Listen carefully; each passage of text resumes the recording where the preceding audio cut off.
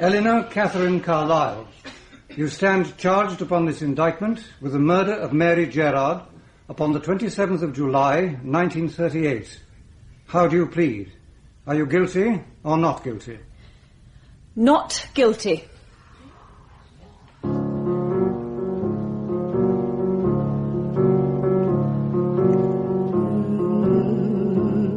We present Agatha Christie's Sad Cypress, with Emma Fielding as Eleanor Carlyle and David McAllister as Dr. Lord.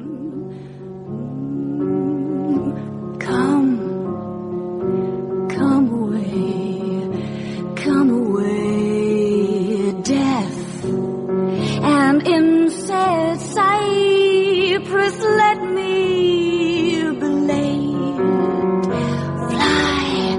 Fly away, breath, I am slain by a fair cruel maid.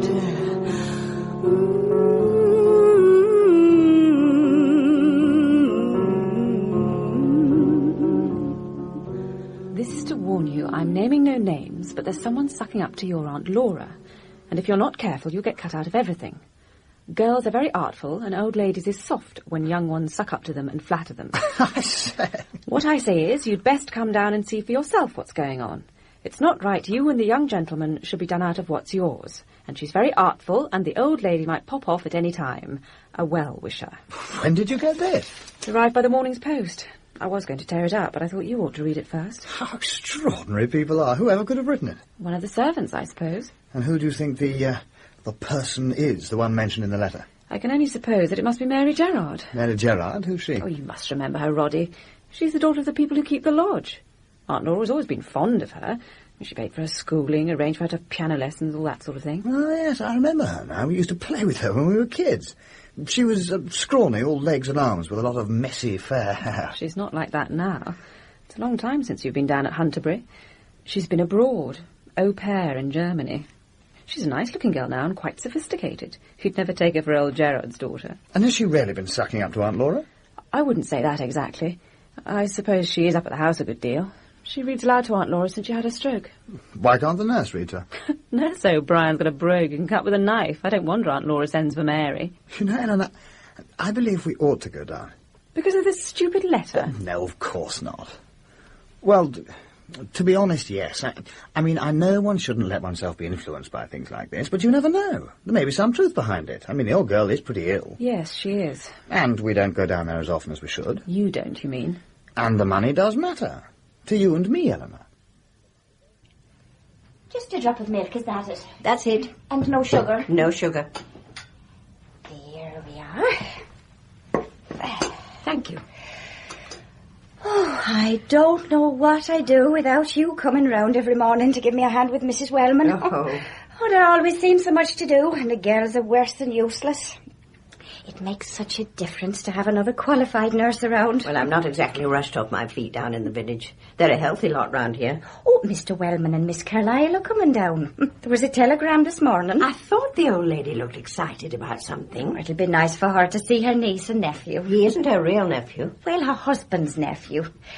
I always thought it was a pity she never had any children of her own. It must be some time since they were down here. 2 months at least. Such a nice young gentleman, Mr. Wellman, but very proud-looking. I saw Miss Carlyle's picture in the Tatler the other day with some smart society lot at Newmarket. Oh, she always has such lovely clothes. Do you think she's good-looking? Well, difficult to tell what these girls really look like under all their makeup. She hasn't got anything like the looks of Mary Gerard. Oh, well, you may be right. But Mary hasn't got the style. Fine feathers make fine birds. Funny thing happened last night. What? I went in at 2 o'clock to see that Mrs. Wellman was all right. And she was lying there, wide awake. She must have just come out of a dream. Because as soon as I came in, she says, the photograph. Mm-hmm. I must have the photograph. Oh. So I said, of course, Mrs. Wellman. Do you mean the one of Mr. Roderick? And she said, not Roderick, Lewis. And then what happened? Well, she told me to unlock the second drawer of the tall boy, and there, sure enough, was a big photograph in a silver frame. Oh? Oh, such a handsome man. It must have been taken years ago. But I took it to her, and she held it there and stared at it for a long time. Oh. She just murmured, Lewis, Lewis.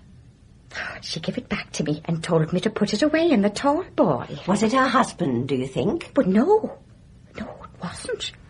Mr. Wellman's first name was Henry. Oh, he must have been a boyfriend a long time ago. I wonder what became of him. Perhaps he was killed in the Great War. Uncle Henry must have been pretty well off when he met your Aunt Laura. And she was an heiress. She's always been very shrewd over money matters. Not like my father. He never had any business sense. And Uncle Henry left everything to her. It's tragic his dying so soon. I've always wondered why she never married again. Just as well for our sake that she didn't. She's always been very good to us.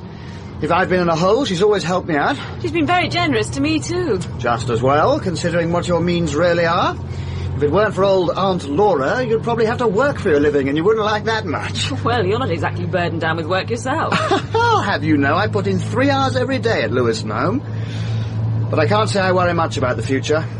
Not with our expectations from Aunt Laura. I suppose it must be the Gerard girl the letter refers to. There just isn't anybody else it could be. Nurse Hopkins? Oh, hello. Nurse Hopkins, can you spare me a minute? Of course I can, Mary. What's the trouble? Trouble isn't really the right word. I need a bit of advice. I'll do the best I can. It's just that time is going on, and I'm not doing anything. I ought to get a job, earn my own living. Well, there's time enough for that, surely. That's what Mrs. Wellman's always telling me, but I can't see it like that. She's been wonderfully kind, but I want to make something of myself. I can't bear just sitting around doing nothing. I want to be training for a job. What kind of a job? That's why I want your advice. The trouble is that training of any kind is nearly always expensive. I know German pretty well now, and I might do something with that. But I really think I want to be a hospital nurse. I really do like nursing. It's hard work, Mary. That doesn't worry me. Mother's sister, the one in New Zealand, was a nurse, so it must be in the blood. If you'll take my advice, you should be patient for the present. I'm sure Mrs. Wellman would help you get a start at making your living. But she's done so much for me already. Nonsense, she owes you that. But the truth of the matter is that she's got fond of you and doesn't want to lose you. Do you really think so? I'm sure of it. There she is, poor old lady, more or less helpless, paralyzed down one side, and nothing and nobody to amuse her but you. Means a lot to her to have a pretty young thing like you about the house. The best thing you can do is to stay where you are and stop worrying. It won't be for long. What's the matter? My father's coming out of the lodge. He never has a good word to say for me these days. Oh, I wouldn't take any notice. I can't help taking notice. Always going on about me being a fine lady and too good for him. Haven't you got anything better to do with yourself than stand round gossiping? Good morning, Mr. Gerard. Something the matter? Lumbago. That's what's the matter. The warm weather will soon clear that away. I suppose you think that because you're the district nurse, you know the answer to everything. She wants to be a nurse. Did you know that? You'd think she'd want to be something better than that with her French and German and her piano playing. Oh, what use have her languages and all her airs and graces ever been to me? That's what I'd like to know. My. We are in a bad mood this morning, aren't we, Mrs. Gerard? Mary's a good girl and a good daughter to you, and you know it. She's no daughter of mine. You're ashamed of me, aren't you, Mary? That's where your learning and your fine ways have got you. You'd best be off to Mrs. Wellman's. At least you know which side your bread's buttered. You poor soul. Was he always like this? Always.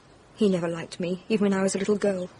Mum always used to stand up for me. I'm sure he doesn't really mean it, Mary. Oh, he does. All the more reason for your devoting your time to Mrs. Wellman, then. She'll see you're provided for. Aunt Laura's never told us definitely just how she's left her money. Doesn't matter much either way. She's probably divided it between us. But if she's left most of it to you as her own flesh and blood, or left it all to me as the only male representative of the family, they will all come to the same thing once we're married. I suppose it will. You do love me, don't you, Eleanor? Yes. Yes. You're adorable. So aloof, untouchable. La Princesse Lointaine. It's that quality of yours that made me love you, I believe. Is it? Well, some women are so possessive. Or they look at you like a sick spaniel with their emotions slopping about all over the place. But with you, I never know. Any minute you might turn round in that cool, detached way of yours and say you'd changed your mind, without batting an eyelid. I think ours will be the perfect marriage. I shall never get tired of you because you're such an elusive creature. I can't imagine myself ever looking at another woman.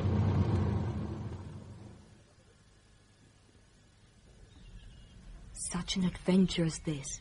A fine young man and a lovely young woman thrown together in such a way. So Emma thought at least... Leave off reading for a while, Mary. I want to talk to you. Of course, Mrs. Wellman. I'm very fond of you, my dear. You're very good to me. It's you who've been good to me. I don't know what I should have done if it hadn't been for you. You've done everything for me. Oh, I don't know about that. I only wish I did. One means to do the best one can, but it's so difficult to know what is best, what is right. I've been too sure of myself always. I'm sure you've always known what's best and right to do. No, I'm not certain anymore. It worries me. I've had one besetting sin always, Mary. I'm proud. Pride can be the devil. It runs in our family. Eleanor has it, too. It will be nice for you to have Miss Eleanor and Mr. Roderick down. It'll cheer you up. It's quite a time since they were here. They're young and happy with the world in front of them. No need to bring them near decay and suffering before their time. I'm sure they'd never feel like that, Mrs. Wellman. I always hoped they might marry, but I've never tried to suggest anything of the kind. That would have been sure to put them off. I had an idea long ago when they were children that Eleanor had set her heart on Roddy, but I wasn't at all sure about him. He's such a funny creature, very reserved and fastidious. Henry was like that. Your husband? So long ago, so very long ago. We'd only been married for 5 years when he died. We were happy, very happy, but somehow it all seems very unreal, that happiness. I was an odd, solemn, undeveloped girl, my head full of ideas and hero worship. No reality. And afterwards, you must have been very lonely. Oh, yes, terribly lonely. I was only 26, and now I'm over 60. Long time to spend on your own, my dear. A long time. And now this. Your illness. A stroke is the thing I've always dreaded. The indignity of it. Washed and tended like a baby. Helpless to do anything for myself. I can't abide it. Nurse O'Brien is a good soul. She doesn't mind my snapping at her. But it makes a lot of difference to me to have you about, Mary. Does it? Does it really, Mrs. Wellman? You've been worrying, haven't you? What do you mean? About the future. About what's going to happen to you. Yes, I suppose I have. You leave it to me, my dear. I'll see to it that you shall have the means to be independent and take up a profession. But be patient for a little. It means so much to me to have you here. Of course I will. I wouldn't leave you for the world. Not if you want me. I do want you, Mary. You're almost like a daughter to me. I've seen you grow up here at Hunterbury from a little toddling thing. Seen you grow into a beautiful girl. I'm proud of you, child. I only hope I've done my best for you. I'm very grateful. I don't have to tell you that. Father says you've educated me above my station and given me fine lady ideas. But it isn't true. If I want to start earning my own living, it's because it's time I should. I don't like it to be thought that I'm sponging on you. Pay no attention to your father, Mary. There never has been and never will be any question of your sponging on me. I'm asking you to stay on here solely on my account. It will be over soon. Is that a car? I'll go and see. Yes, Miss Eleanor and Mr. Roderick have arrived. I'd better be going. Welcome home, Miss Eleanor. Mr. Roderick. Thank you, Mrs. Bishop. Good to see you.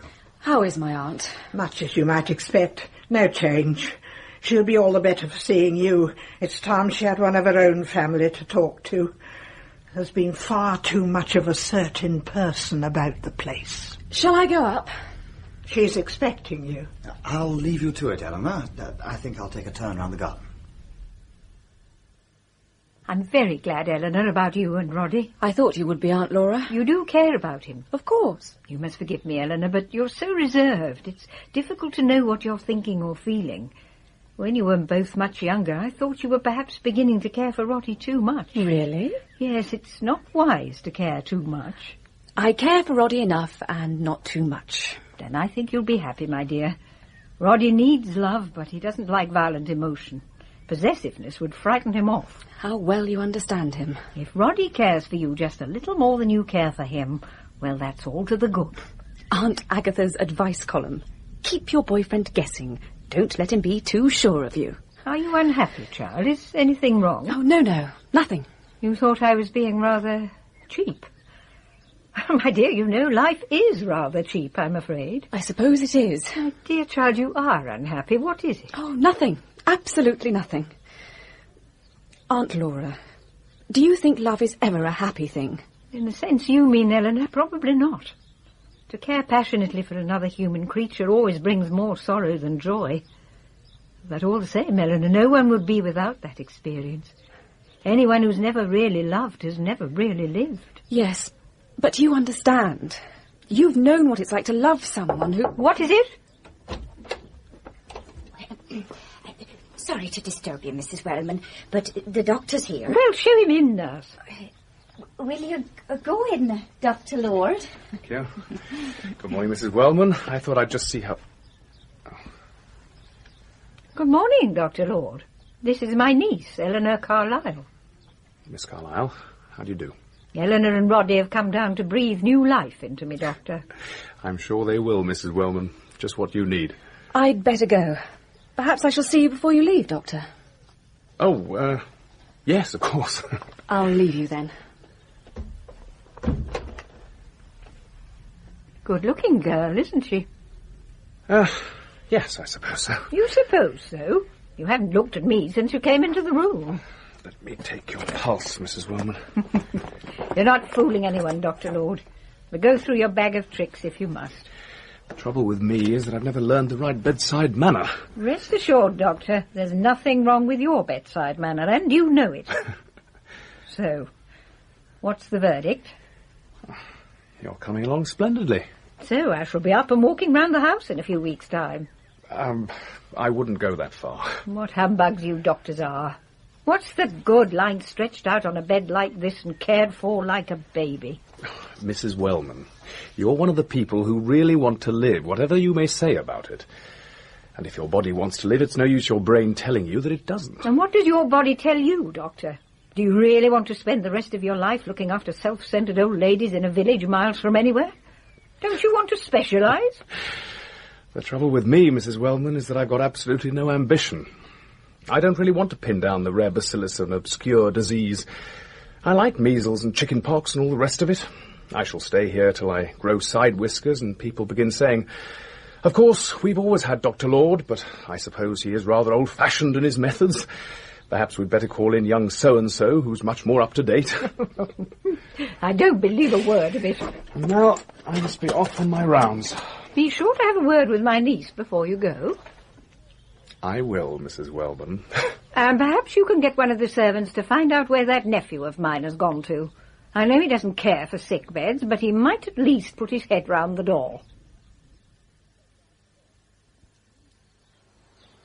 Don't you remember me, Mr. Wellman? No, I'm sorry, I don't. Who are you?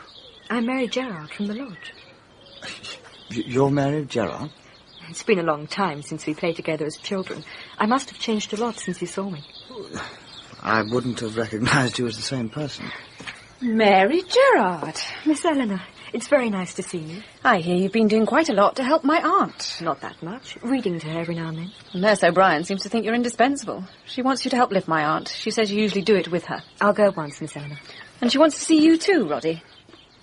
I just can't believe it. You can't believe what? What? That's the little girl from the lodge. We used to pull her hair, and now... Well, what about her? Well, nothing really. I didn't recognise her, that's all.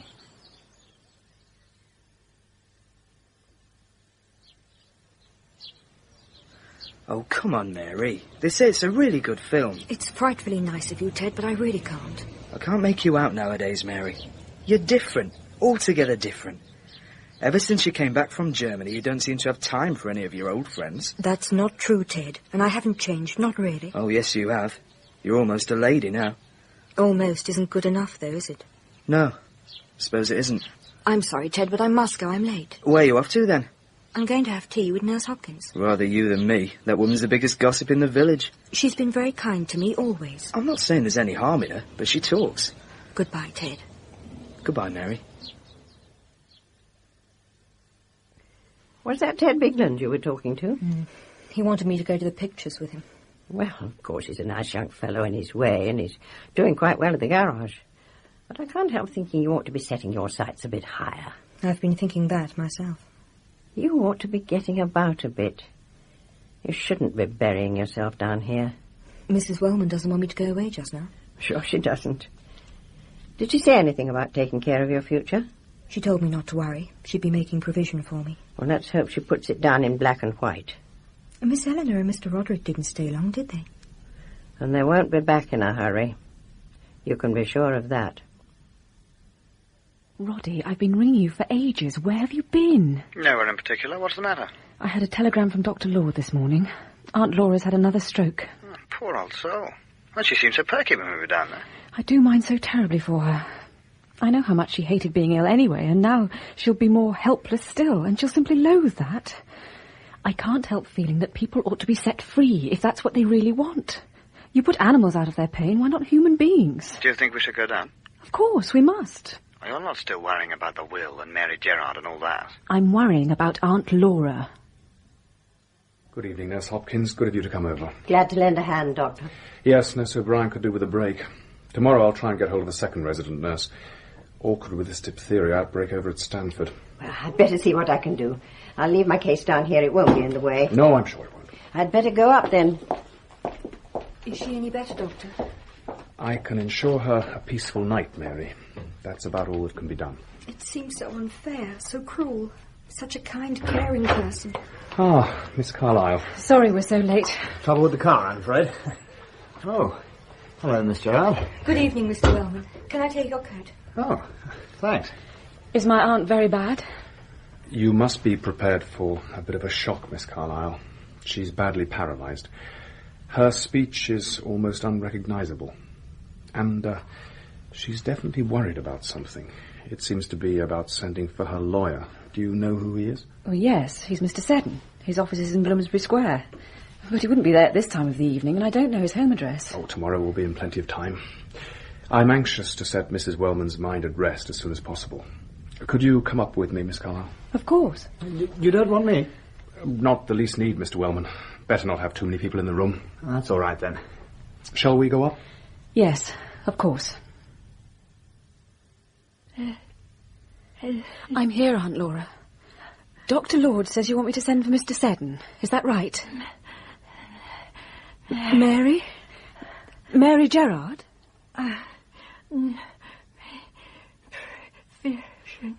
Provision? Is that what you said? You want to make provision for her in your will? You want her to have some money? I'll telephone Mr. Seddon first thing in the morning and get him to come down straight away. Everything shall be arranged exactly as you wish. Come, we'll let her rest now.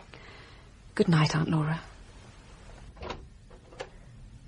Dr. Lord, is it all right if I go in and see her for a moment? Yes, of course, Mary. Keep quiet, though, and don't disturb her. I won't.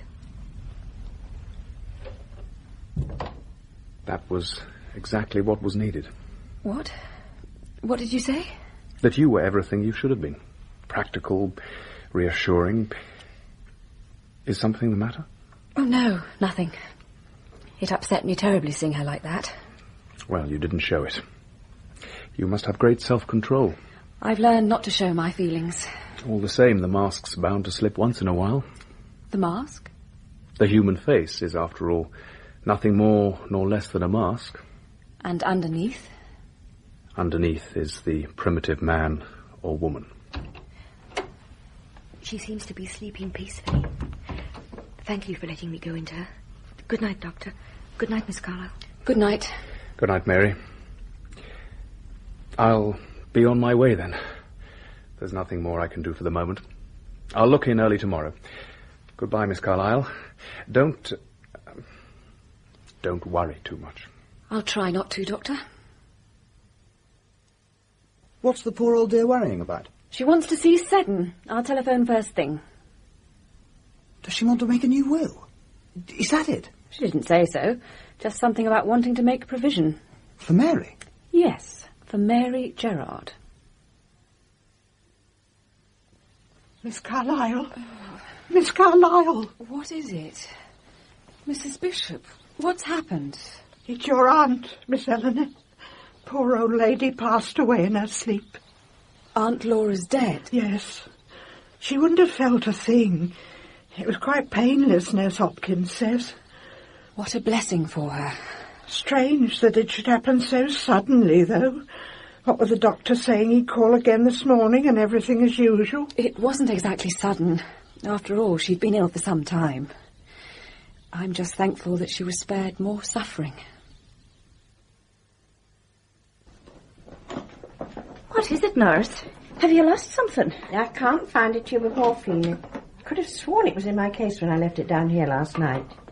I gave Mrs. Wellman the last tablet of the old tube yesterday evening, and I was sure I had the new tube in here. It must still be in your cupboard at home. It must be. But I did think I could trust my memory better than that. It was a full tube of morphine. Yes, it was. Nobody could have pinched it, could they? Of course not. Who'd do a thing like that?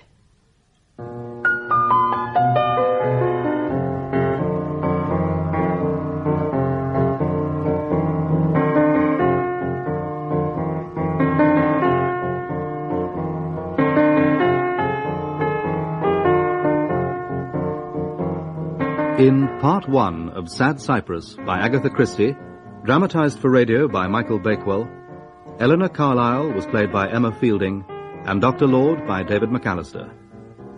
Roddy Wellman, Charles Simpson, Nurse O'Brien, Joanna Myers, Nurse Hopkins, Pauline Letts, Mary Gerard, Susanna Corbett. Mrs. Wellman, Barbara Atkinson, Mrs. Bishop, Margot Boyd, Mr. Gerard, John Webb, Ted Bigland, Eamon Fleming, and the judge, Alan Cullen. The singer was Joanna Myers, and the pianist, Michael Haslam. Sad Cypress was directed by Enid Williams.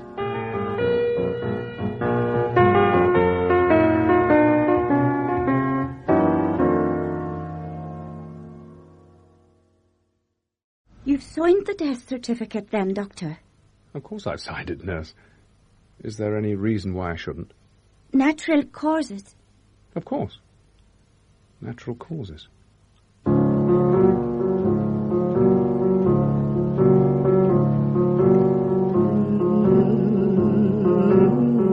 We present Agatha Christie's Sad Cypress, with Emma Fielding as Eleanor Carlyle and David McAllister as Dr. Lord.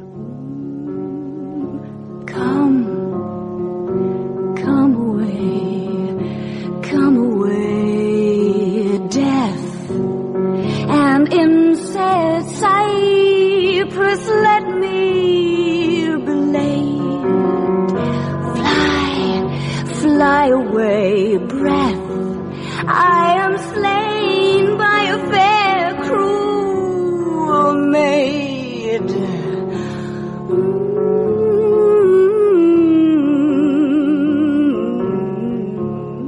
Eleanor and Roddy's invalid aunt, Mrs. Wellman, has died in her sleep, and a tube of morphine has gone missing. Do you mean to say that my aunt died intestate, that she never made a will at all? That seems to be the case, Mr. Wellman. Extraordinary. Oh, not so extraordinary as you might imagine. It happens more frequently than you would think. There's a kind of superstition about it. People will think that they've got plenty of time. The mere fact of making a will seems to bring the possibility of death nearer to them. Very odd, but there it is. But, Mr. Seddon, did you never try to point out to her that she ought to make a will? Frequently, Miss Carlyle. And what did she say? No, the usual things. There was plenty of time. She didn't intend to die just yet. That she hadn't made her mind up definitely exactly how she wished to dispose of her money. But surely, after she had her first stroke... No, it was worse then. She wouldn't hear the subject mentioned. Well, surely that's very odd. Oh, no. Her illness made her much more frightened. But she wanted to die. She said so to everyone. Ah, my dear Miss Eleanor, the human mind is a curious piece of mechanism. Mrs. Wellman may have thought she wanted to die, but side by side with that feeling there ran the hope that she would recover, absolutely. And because of that hope, I think she felt that to make a will would be unlucky. It wasn't so much that she didn't want to make one, as she was eternally putting it off. She kept telling herself that there was plenty of time. So that's why she was so upset last night. I'm in such a panic that you should be sent for. Undoubtedly. So what happens now? Since Mrs. Wellman died intestate, all her property goes to her next of kin. That is, to you, Miss Carlyle. All to me? The Crown takes a certain percentage. But what about Roddy? Doesn't he get anything? He is only Mrs. Wellman's husband's nephew. There is no blood relationship. I don't think she would have thought of it that way. Unfortunately, the law does. But it doesn't matter, does it? Oh, for heaven's sake, Eleanor, I don't want the damn money. But I thought we'd agreed that it wasn't important which of us got it, since we're getting married anyway. You said so. Don't you remember? I remember. We are going to marry one another, aren't we? Well, I understood that was the plan. Of course, Eleanor, if you've got other ideas... I'm not the one who has other ideas. What do you mean? I think you know very well what I mean. I just don't know what's happened to me. I do. Perhaps it's just that I don't quite like the idea of living on my wife's money. You know very well it's got nothing to do with that. I'm not blind. It's Mary Gerard, isn't it? I suppose it is. How did you know? It wasn't difficult. It's there in your face for anyone to read every time you look at her. I saw it again when we arrived here last night. I just don't know how it happened. That first time we came down here after the anonymous letter, I just took one look at her and everything got turned upside down. You can't understand. Yes, I can. Go on. I didn't want to fall in love with her. I was happy with you. It upset everything. All the decent, ordered, reasonable things. Love isn't very reasonable. No, it isn't. Have you said anything to her? This morning, I lost my head. I tried to talk to her. She shut me up at once. She said she didn't want to know about it. Because of Aunt Laura and, because of you. You'd better have your ring back, Roddy. Thanks. Eleanor, you can't imagine how dreadful I feel. I do love you, you know. As much as ever. It's just that... It's like a dream. I might wake up from it and find she wasn't there. Is that what you want? What? For her not to be there? Sometimes I wish she wasn't. You and I belong, Eleanor. We do belong, don't we? Oh, yes. We belong, Roddy. But not with Mary Gerard around.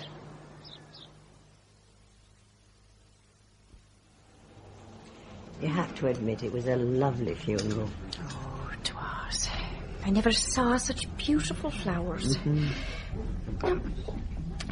I'm wondering if Mrs. Wellman had made a will, how she would have left her money. I know one thing. What's that? She'd have left a sum of money to Mary Gerard. A sum of money? I'll tell you this, Miss Hopkins. It's my opinion she'd have left her every single penny she possessed. Oh, I don't think she'd have done that. She'd have looked after her own flesh and blood, anyway. Well, there's flesh and blood, and flesh and blood. Now, what on earth do you mean by that? I've said enough. You won't find me blackening the memory of the dead. Did you find that tube of morphine? No, I didn't. Oh. It wasn't in the medicine chest. Can't imagine what I could have done with it. You didn't leave your case anywhere else? No, of course not. Set it down in the hall when I arrived at Hunterbury. There it stayed. It is a mystery. I mean, it's not as if... Not as if what? Well, no one would have taken it, surely. Why should they? That's just what I think. I wouldn't worry about it if I were you. I'm not worrying. I was told you wanted to see me, Miss Eleanor. Thank you for coming over, Mary. Sit down, will you? I think you know, Mary, that my aunt always took a great interest in you and was concerned about your future. Mrs. Wellman was very good to me always. My aunt, if she had lived to make a will, would have wished, I know, to leave several legacies. Since she died intestate, the responsibility of carrying out her wishes rests on me. Yes, Miss Eleanor. And though it was difficult for my aunt to speak coherently, she was able to make her meaning understood that last evening. She definitely wanted to make some provision for your future. That was very good of her. As soon as probate is granted, I'm arranging that £2,000 shall be made over to you. The sum to be yours to do with absolutely as you please. Oh, that's very kind of you, Miss Eleanor. I don't know what to say. It wasn't particularly kind of me, and please, don't say anything. You don't know what a difference it will make to me. I'm glad. Do you have any plans, Mary? Yes, I do. I want to train for something in nursing. Nurse Hopkins suggested that I take a course in London. That sounds a very good idea. I'll try to arrange with Mr. Seddon that some money be advanced to you as soon as possible. That's very good of you, Miss Eleanor. It's got nothing to do with me. I'm merely fulfilling my aunt's wishes.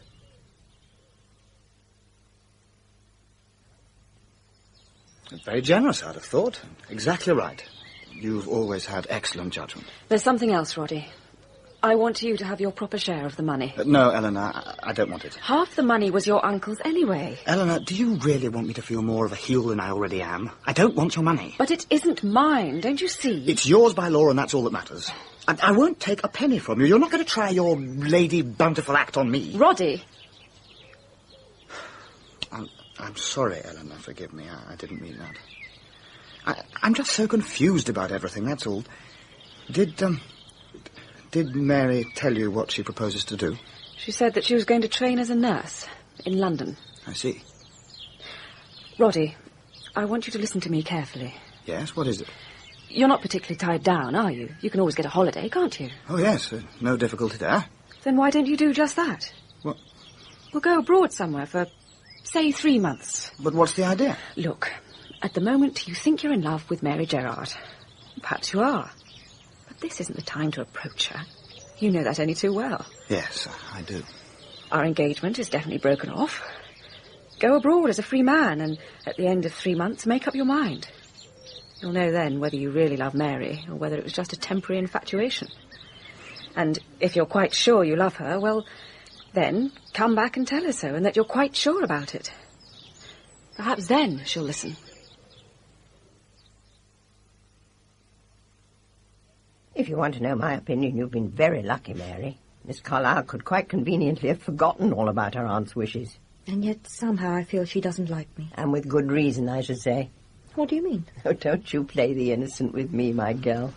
I've seen the way Mr. Roderick follows you about, making sheep's eyes at you. He's got it badly, hasn't he? I suppose he has.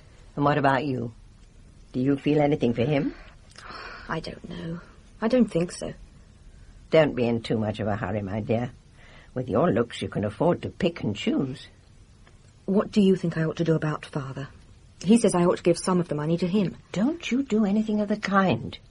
Mrs. Wellman certainly never meant any of that money for him. It seems funny when she got all that money, she never made a will to say how it should go. People are like that, Mary. Always putting it off. It seems downright silly to me. Have you made a will, then? What should I be doing making a will? I haven't got anything to leave. You have now. And quite a tidy little sum, too. Well, there's no hurry. There you go.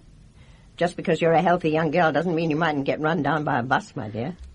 And who'd get my money if I didn't make a will? I suppose it would go to your father. I certainly don't want him to have it.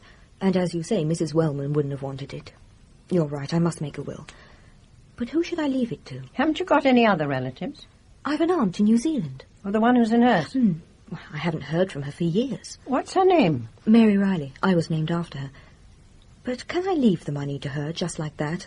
I don't even know where she lives. Well, I imagine you just make it out to Mary Riley, sister of the late Elizabeth Gerard.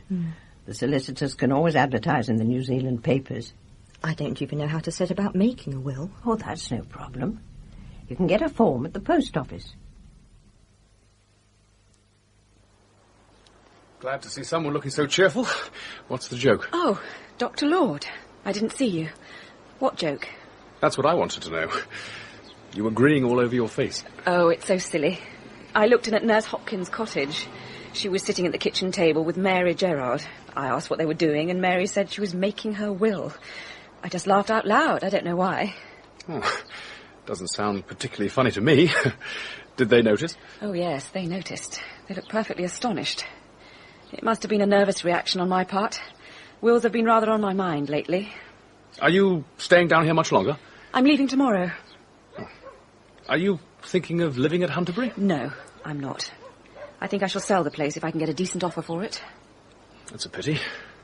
Won't you regret giving up the house? Not anymore. There's nothing there now but memories I want to put out of my mind forever. I must be going, Doctor. I've got a lot to do.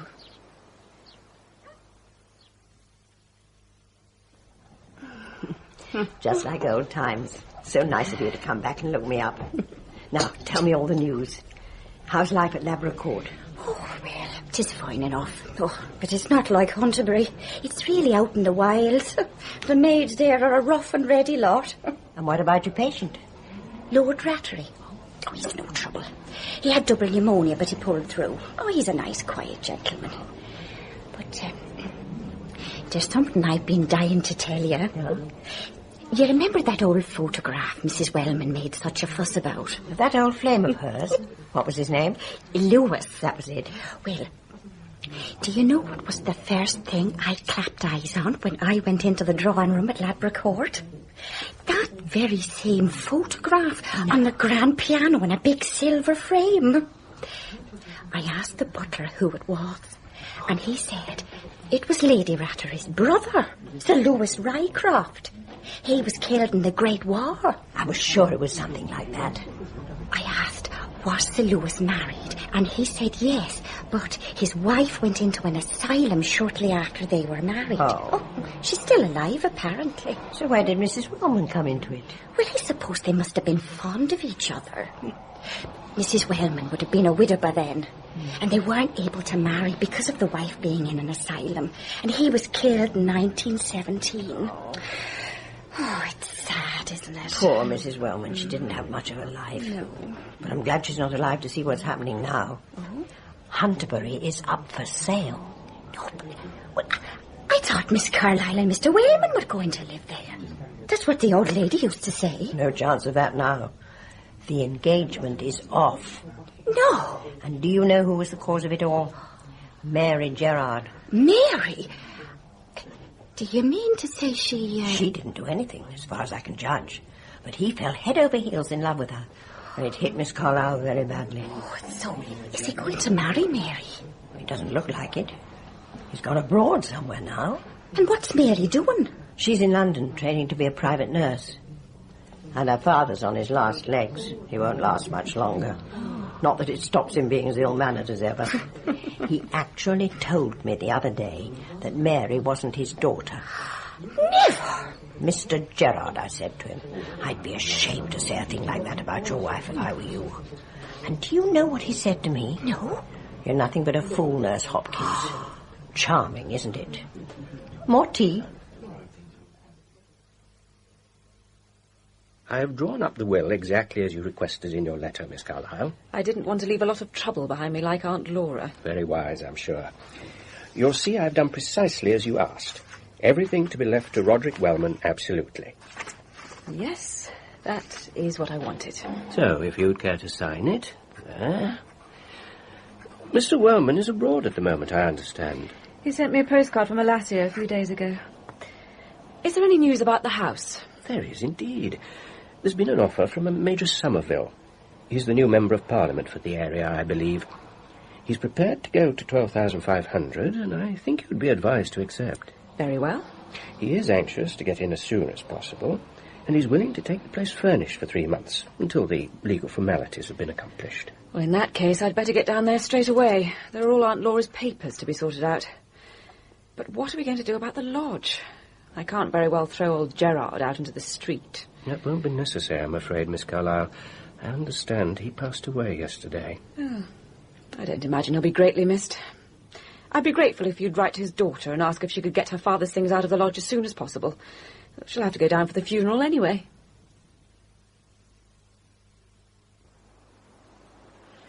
Why, Miss Eleanor, this is a surprise. Mrs. Bishop. I'd no notion you were here. If I'd known you were coming to Hunterbury, I'd have been there myself. Who's doing for you there? Have you brought someone down from London? I'm not staying at Hunterbury. I've got a room at the King's Arms. Is there anything I can do for you at the house? I could come up with you if you like. Thank you, Mrs. Bishop, but I'd rather tackle it by myself. One can do some things better alone. As you please, of course. That daughter of Gerard's is down here. She's staying with Nurse Hopkins. I did hear they were going over to the lodge this morning. Well, yes, I asked her to come down and see to that. Well, I must be getting on, Mrs. Bishop. Oh, goodbye, Miss Eleanor.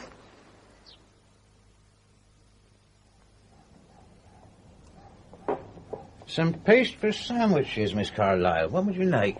Salmon and shrimp, turkey and tongue, salmon and sardine, ham and tongue. In spite of their names, I always think they taste much alike. Well, perhaps they are in a way.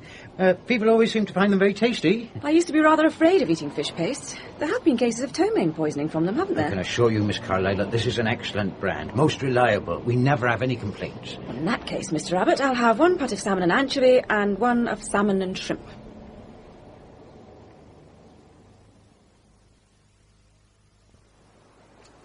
Good morning, Miss Carlyle. I got your letter. You'll find the side door open. I've unfastened the shutters and opened most of the windows. Thank you, Horlick. I was wondering... Yes? I was wondering whether you could put in a word for me with Major Somerville. He'll be wanting gardeners.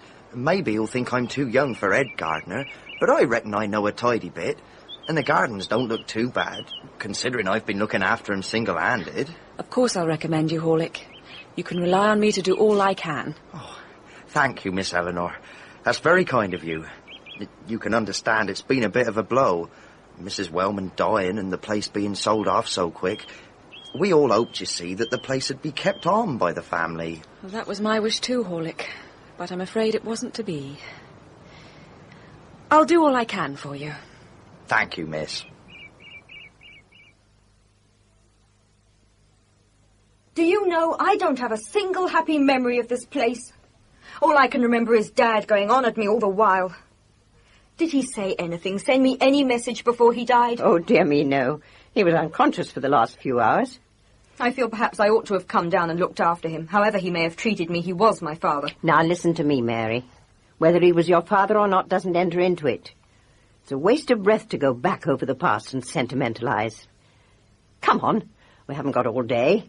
Where shall we start? Perhaps I ought to clear up all these papers first. Yes, you'd better. Extraordinary what rubbish people keep. Newspaper cuttings, old letters, receipted bills from years back. Here's Dad and Mum's wedding certificate. St. Albans, 1919. Marriage lines, they used to call them. But, look. What's the matter? Don't you see? In 1919, I was a year old. That means that Father and Mother weren't married until afterwards. Well, what of it? There's nothing you can do about it. Why worry about it now? I can't help it. It's such a shock. There's many couples that don't go to church till a bit after they should. But so long as they do it in the end, what's the odds? Is that why Father never liked me? Because Mother made him marry her? It wasn't quite like that, I imagine, Mary. What are you trying to say? You may as well know the truth now. You aren't Gerard's daughter at all. Huh. And that was why he hated me. I suppose so. You might think it wrong of me, but I almost feel glad. I've always felt uncomfortable because I didn't care for Father.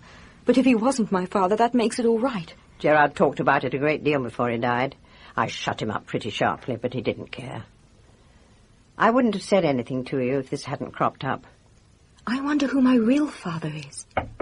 Oh, who can that be? I hope I'm not intruding. Good morning, Miss Eleanor. I wondered if you'd like to come up to the hall and have some lunch. I've made some sandwiches and there's enough for 3. Oh, that's extremely thoughtful of you, Miss Carlyle. It is a nuisance to have to break off and go all the way back to the village when there's still so much to do here. That's just what I thought. It's very kind of you, Miss Eleanor. Then come over as soon as you're ready. Come in, won't you? What's the matter, Mary? Nothing. I was shivering. It's just coming in out of the sun. Oh, come on now. You'll be pretending there are ghosts next. I didn't feel anything. Let's go into the morning room. It looked so bright and cheerful with the sun streaming in through the windows. Poor old house. Doesn't know what's coming to it. Poor old house. Have a sandwich, Mary. Thank you. Oh, I'm sorry, Miss Hopkins. Sandwich? Oh, thank you. Oh. How nice. Abbott was right. They're really quite tasty. I meant to make some coffee, but there isn't any.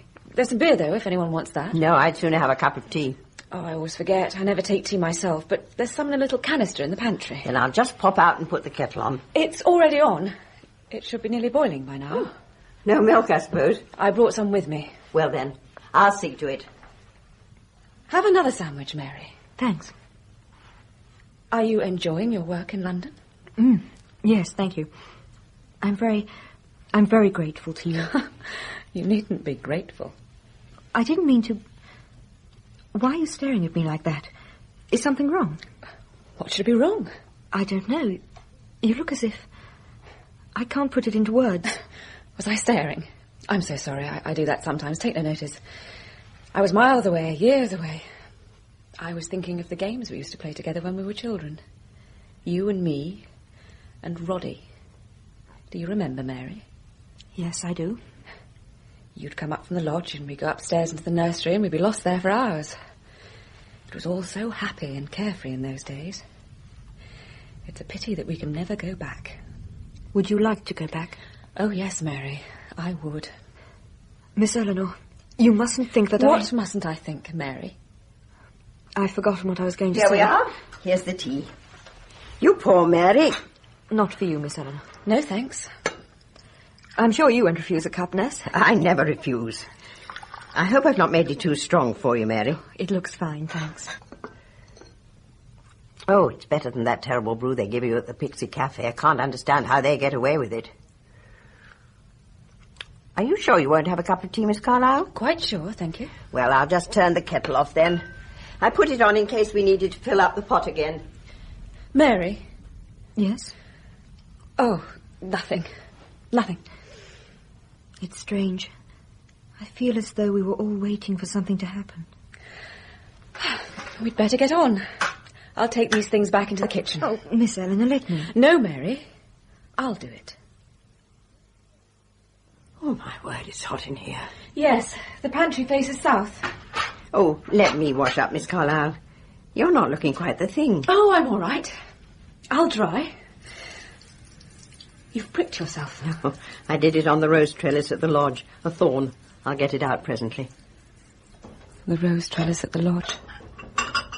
Roddy and I had a row once. We were playing York and Lancaster in the Wars of the Roses.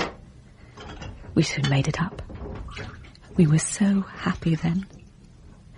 And now what have I come to? Nothing but hatred and evil. I've been mad. Quite mad. Are you all right, Miss Carlyle? You don't look at all well. I'm fine, I assure you. I've sorted out some clothes upstairs, Aunt Laura's things. I thought perhaps you could advise me where they'd be most useful in the village. There must be someone who needs them. Of course, Miss Carlyle. I'll be up just as soon as I've finished these. And those will do for Mrs. Parkinson. And these would come in very handy for old Nellie. That's more or less it, then. Yeah. I'll take them down to the village, if you like. I know where everybody lives. I can be getting on with that while Mary goes down to the lodge and finishes up there. She's only got a box of papers to go through. Where is she, by the way? Did she go back to the lodge? I've no idea. I left her in the morning room. Well, she'd not be there all this time, surely. We've been up here nearly an hour. What can have become of the girl? Well, I never. She's fallen asleep. It must be the heat. Wake up, my dear. Mary? What's all this? What is it? Is she ill? Where's the phone? Get hold of Dr. Lord as quick as you can. What's the matter, nurse? The matter? The girl's ill. She's dying. Dying? She's been poisoned.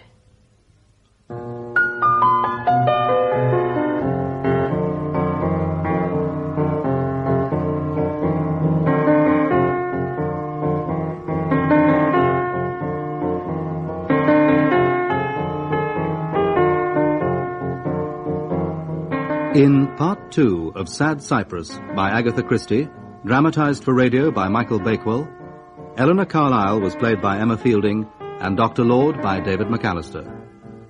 Roddy Wellman, Charles Simpson, Nurse O'Brien, Joanna Myers, Nurse Hopkins, Pauline Letts, Mary Gerard, Susanna Corbett, Mrs. Bishop, Margot Boyd.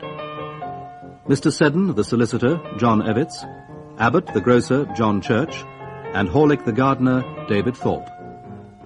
The singer was Joanna Myers, and the pianist, Michael Haslam.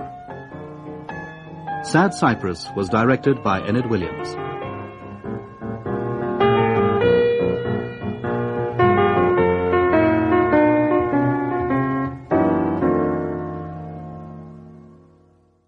This is Radio 4 FM. You are Eleanor Catherine Carlyle? I am. I have here a warrant for your arrest upon the charge of murdering Mary Gerard by administering poison to her on the 27th of July last. And I must warn you that anything you say will be taken down in writing and may be used in evidence against you.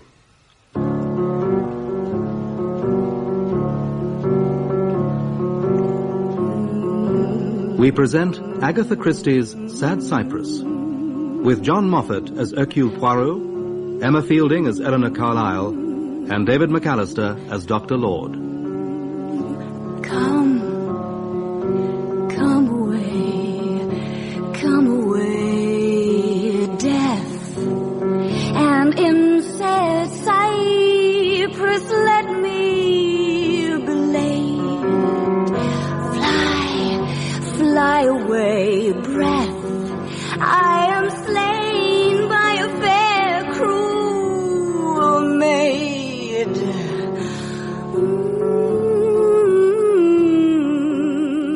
The beautiful young Mary Gerard has been poisoned. There is about to be an arrest, which prompts Dr. Lord to call upon the services of Hercule Poirot.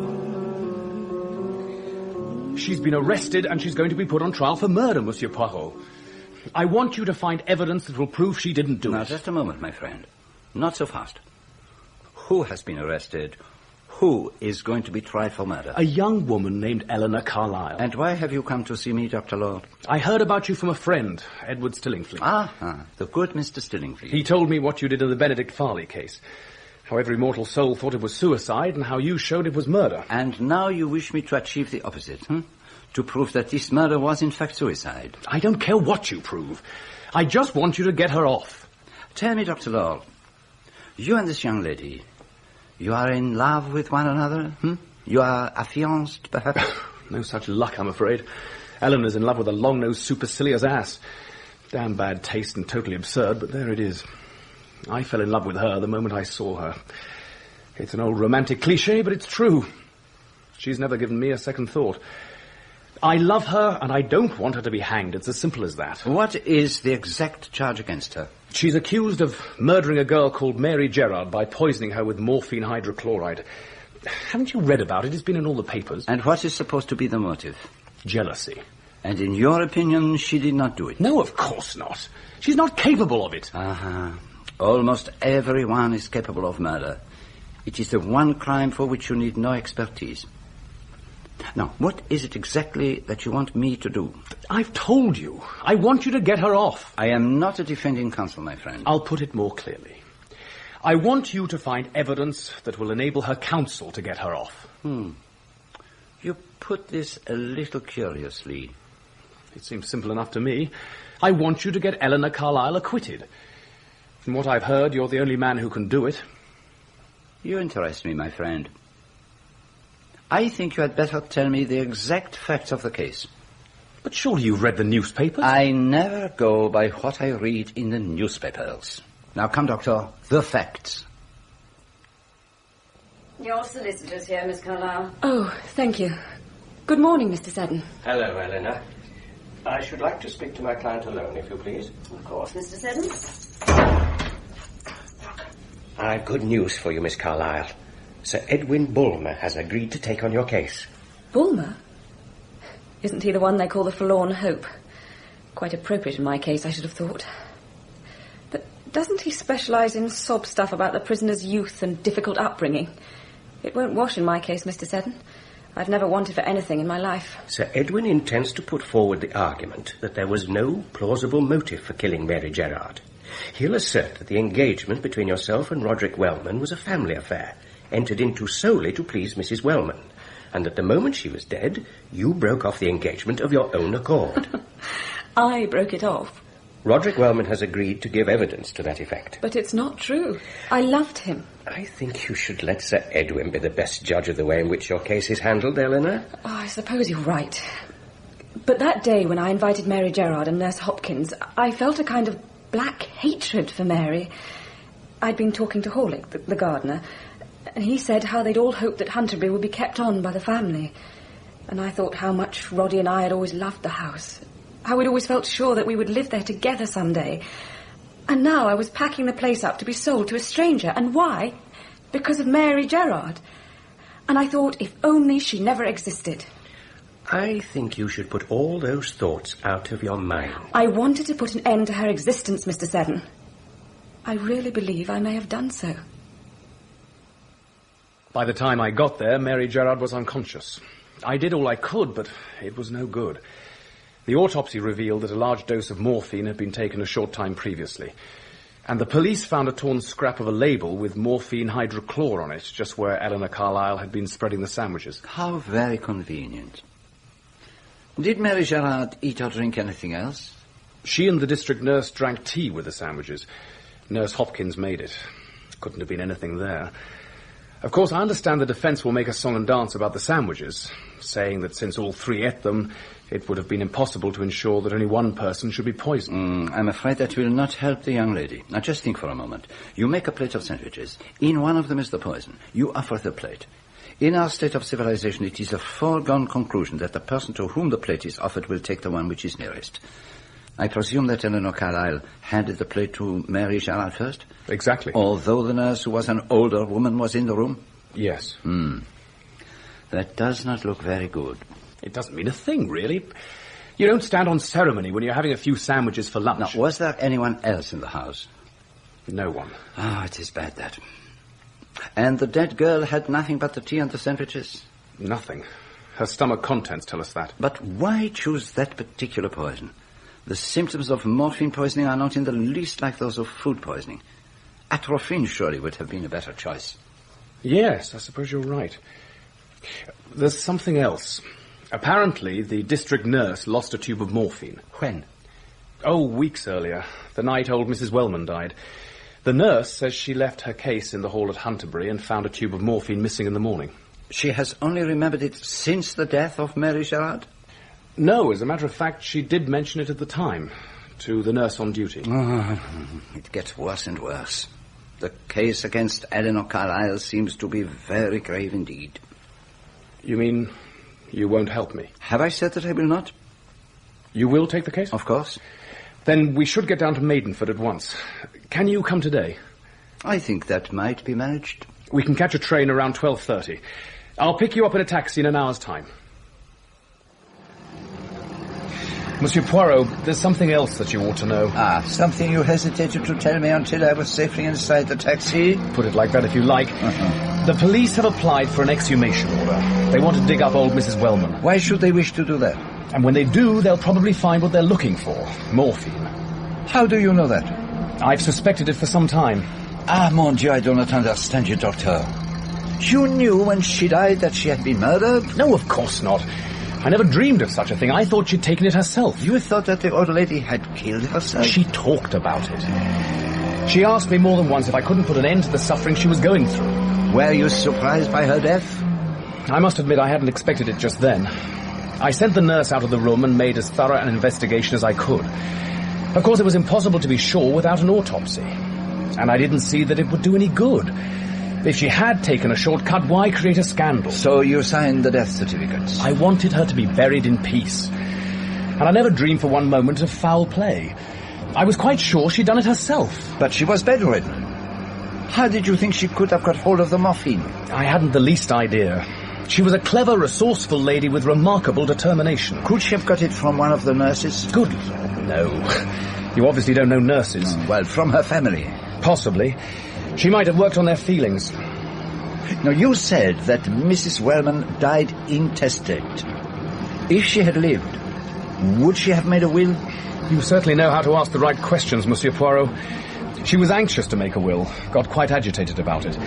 She couldn't speak intelligibly, of course, but she managed to make her wishes clear. Eleanor Carlyle was to have telephoned her lawyer first thing the following morning. So, Eleanor Carlyle knew that her aunt wanted to make a will. And if her aunt died without making one, she would inherit everything. But she didn't know that. She had no idea that her aunt hadn't made a will. How can you be sure of that? That is what she says, but she may have known. Look here, Poirot, are you the prosecuting counsel? At the moment I am, my friend. If I am to help you, I must know the full strength of the case against Eleanor Carlyle. Thank goodness we managed to get a compartment to ourselves. Since we have so much to discuss, I'm sure our fellow passengers would have been fascinated. Now, as to the circumstances of the death of Mary Gerard, we are sure it was the sandwiches? It could scarcely have been the tea. Nurse Hopkins drank it as well as Mary Gerard. So the morphine was in the sandwiches and no one else handled them except Eleanor Carlyle? No, that's not quite accurate. Ah? Not accurate? You said nobody but Eleanor Carlyle handled the sandwiches. You don't know that. But you said there was no one else in the house. As far as we know. But you're excluding a short period of time during which she left the house to go down to the lodge. During that time, the sandwiches were on a plate in the pantry, and somebody could have tampered with them. You're right, my friend. I admit it. You would make a very good detective. So, we must try to form some idea of who that somebody could be, and what was the motive. Tell me, did anyone other than Eleanor Carlyle stand to gain anything by Mary Gerard's death? Had she, for instance, any money to leave? Not at the time. In another month, she would have had £2,000.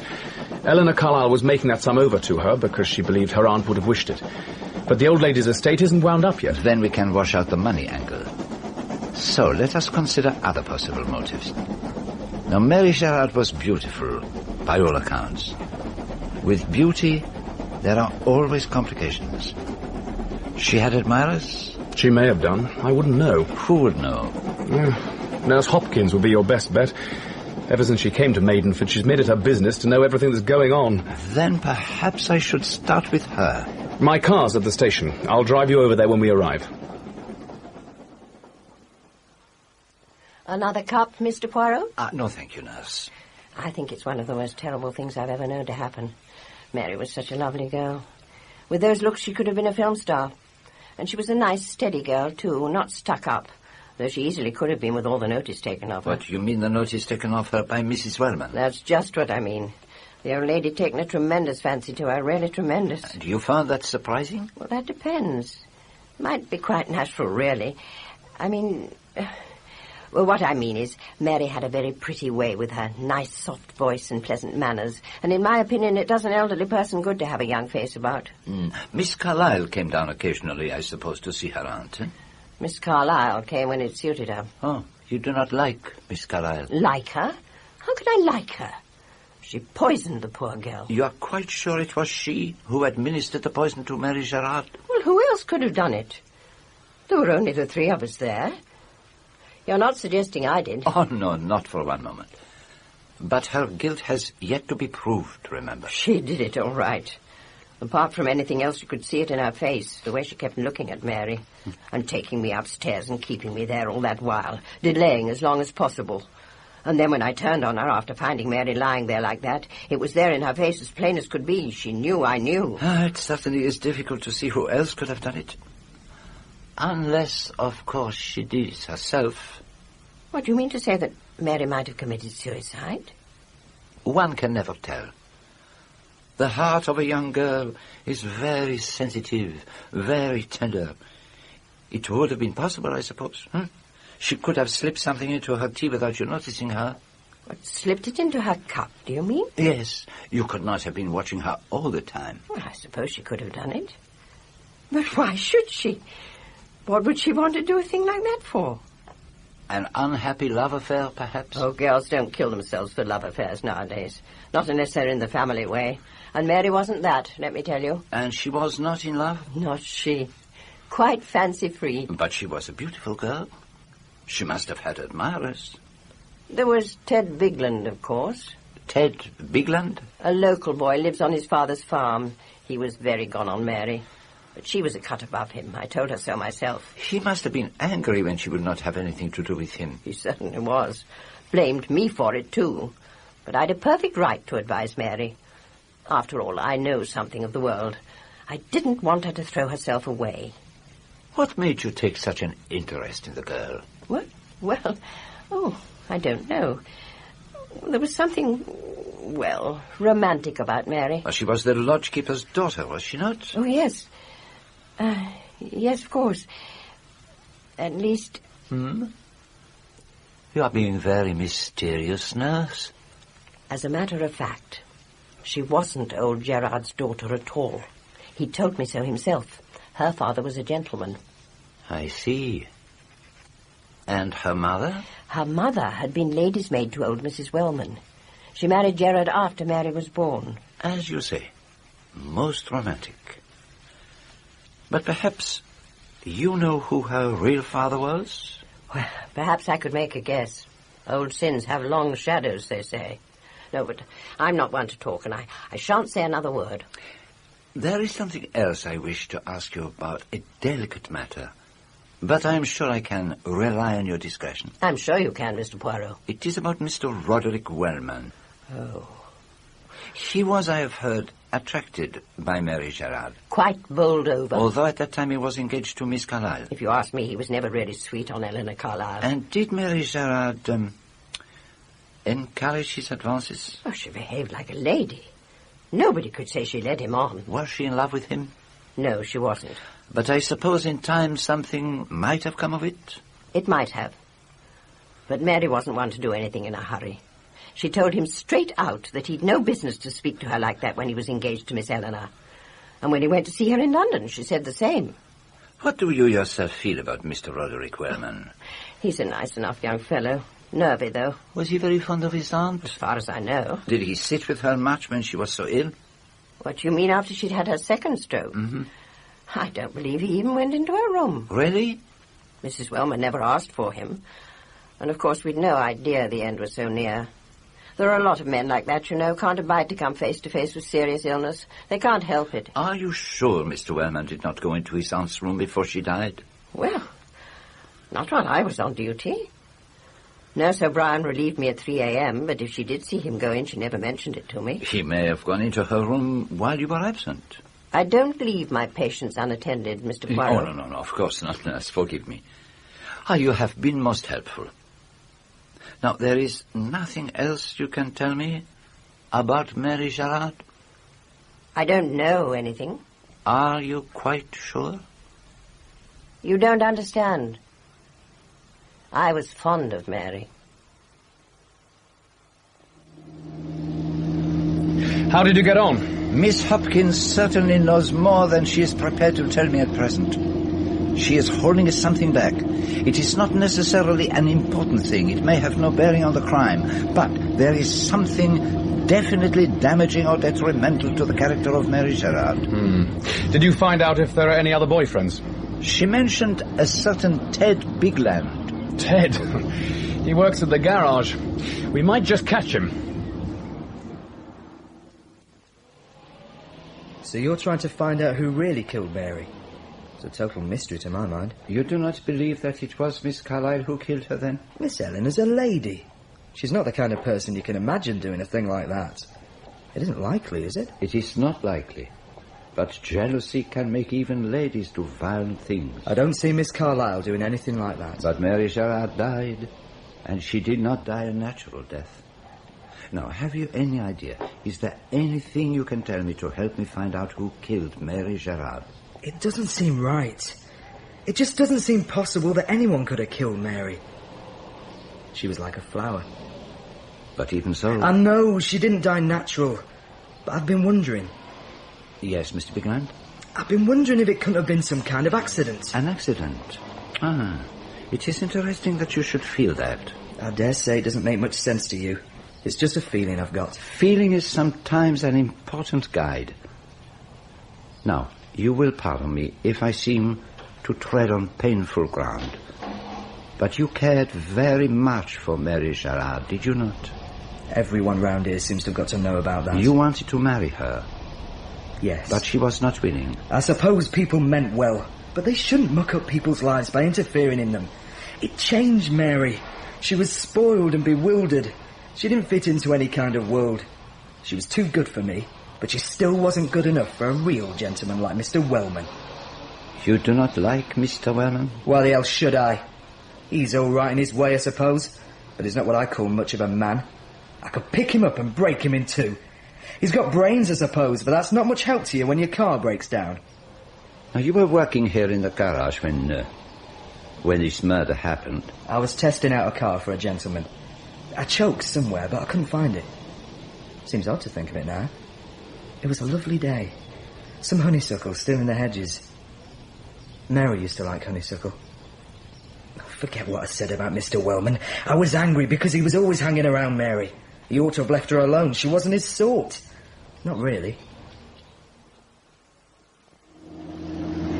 I didn't expect you'd get much out of him. One of nature's innocents, I'd have thought. He said she was like a flower. Nurse Hopkins said she could have been a film star.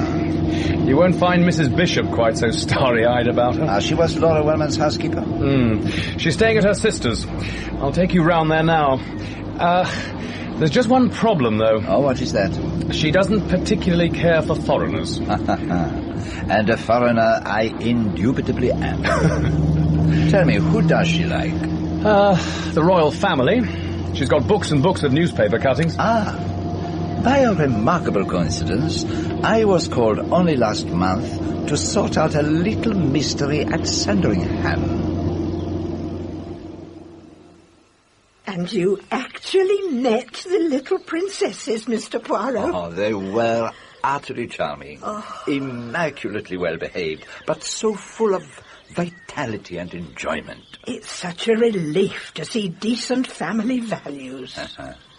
It is a relief, certainly. Now, tell me, Mrs. Bishop, was the engagement of Miss Carlyle and Mr. Wellman a great relief to your mistress? It was something she'd always hoped for. The engagement was perhaps entered into partly to please her? Oh, I wouldn't say that, Mr. Poirot. Miss Eleanor's always been devoted to Mr. Roddy, and he to her. And yet the engagement was broken off. Owing to the machinations of a certain little snake in the grass. Indeed. In this country, Mr. Poirot, there's certain decency to be observed when mentioning the dead.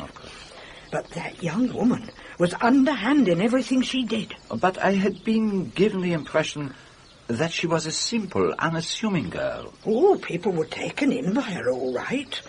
My poor dear mistress above all. Mary Gerard wormed her way into her confidence, always hanging about, reading to her, bringing a little nosegays of flowers. The money she spent on that girl. Expensive schools, sending her abroad. The girl nothing but old Gerard's daughter, and making up to Mr. Roddy the way she did, but he was too simple to see through her. You interest me exceedingly, Mrs. Bishop. I have at last a clear picture of Mary Gerard. Well, I'm not saying anything against the girl, but there's no doubt she caused a lot of trouble. Where would it have ended, I wonder? You can take it from me, Mr. Poirot, that if poor Mrs. Wellman hadn't died when she did, I don't know what might have been the end of it. That girl was making the old lady turn from her own flesh and blood. You mean that Mrs. Wellman would have left all her money to Mary Gerard? Wouldn't have surprised me. That's what the young woman was working up to, I've no doubt. But wickedness doesn't always flourish. True. Mary Gerard is dead, and the circumstances of her death seem quite inexplicable. Do you know, the police even tried to drag me into it, because I said Miss Eleanor's behaviour was peculiar. But was it not? Because she didn't want me to go to the Hall with her. Why shouldn't she? Miss Eleanor was going to turn out her aunt's things, and that's always a painful business. But it would have made it much easier for her if you had accompanied her. I wanted to, Mr. Poirot, but she took me up quite sharp. She was always a very proud and reserved young lady. I wish, though, that I had gone with her. Yes, it is sad. The things we wish we had done which haunt us after someone's death. Doubtless Mr. Roderick Wellman must blame himself for not going to see his aunt that last night, even though he could not have known she would pass away so soon. Oh, but you're quite wrong, Mr. Poirot. I can tell you for a fact that Mr. Roddy did go to his aunt's room. Oh? I was just outside on the landing myself. I heard Nurse Hopkins go off downstairs, and I thought maybe I'd better make sure the mistress wasn't needing anything. You know what nurses are, always staying downstairs to gossip. Anyway, I thought I'd see everything was all right, and it was then that I saw Mr. Roddy slip into his aunt's room. I don't know whether she knew him or not, but he hasn't got anything to reproach himself with. I booked you a room at the King's Arms, Poirot. I hope that's all right. I fear you will have to cancel it, my friend. I am going back to London. You're not giving up the case? Oh, no, Dr. Lord, I am not. It is just that it is essential for me to have a little word with Mr. Roderick Wellman. But you'll be coming back? Oh, yes, Doctor. I shall be back.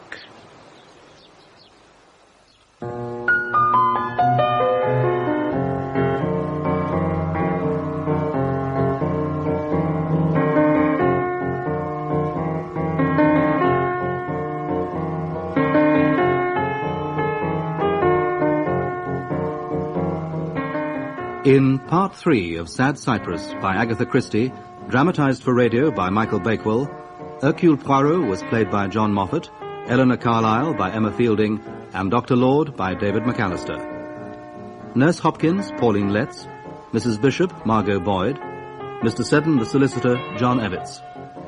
Ted Bigland, Eamon Fleming, the wardress, Gudrun Ewer, the arresting officer, Keith Drinkle.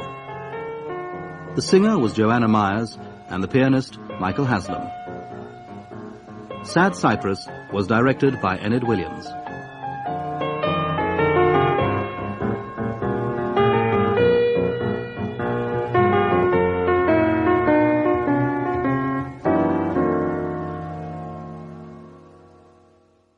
This is Radio 4 FM.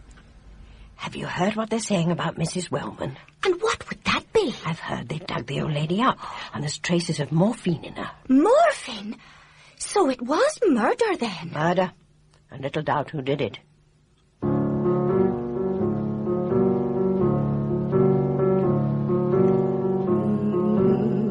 We present Agatha Christie's Sad Cypress, with John Moffat as Hercule Poirot, Emma Fielding as Eleanor Carlyle, and David McAllister as Dr. Lord.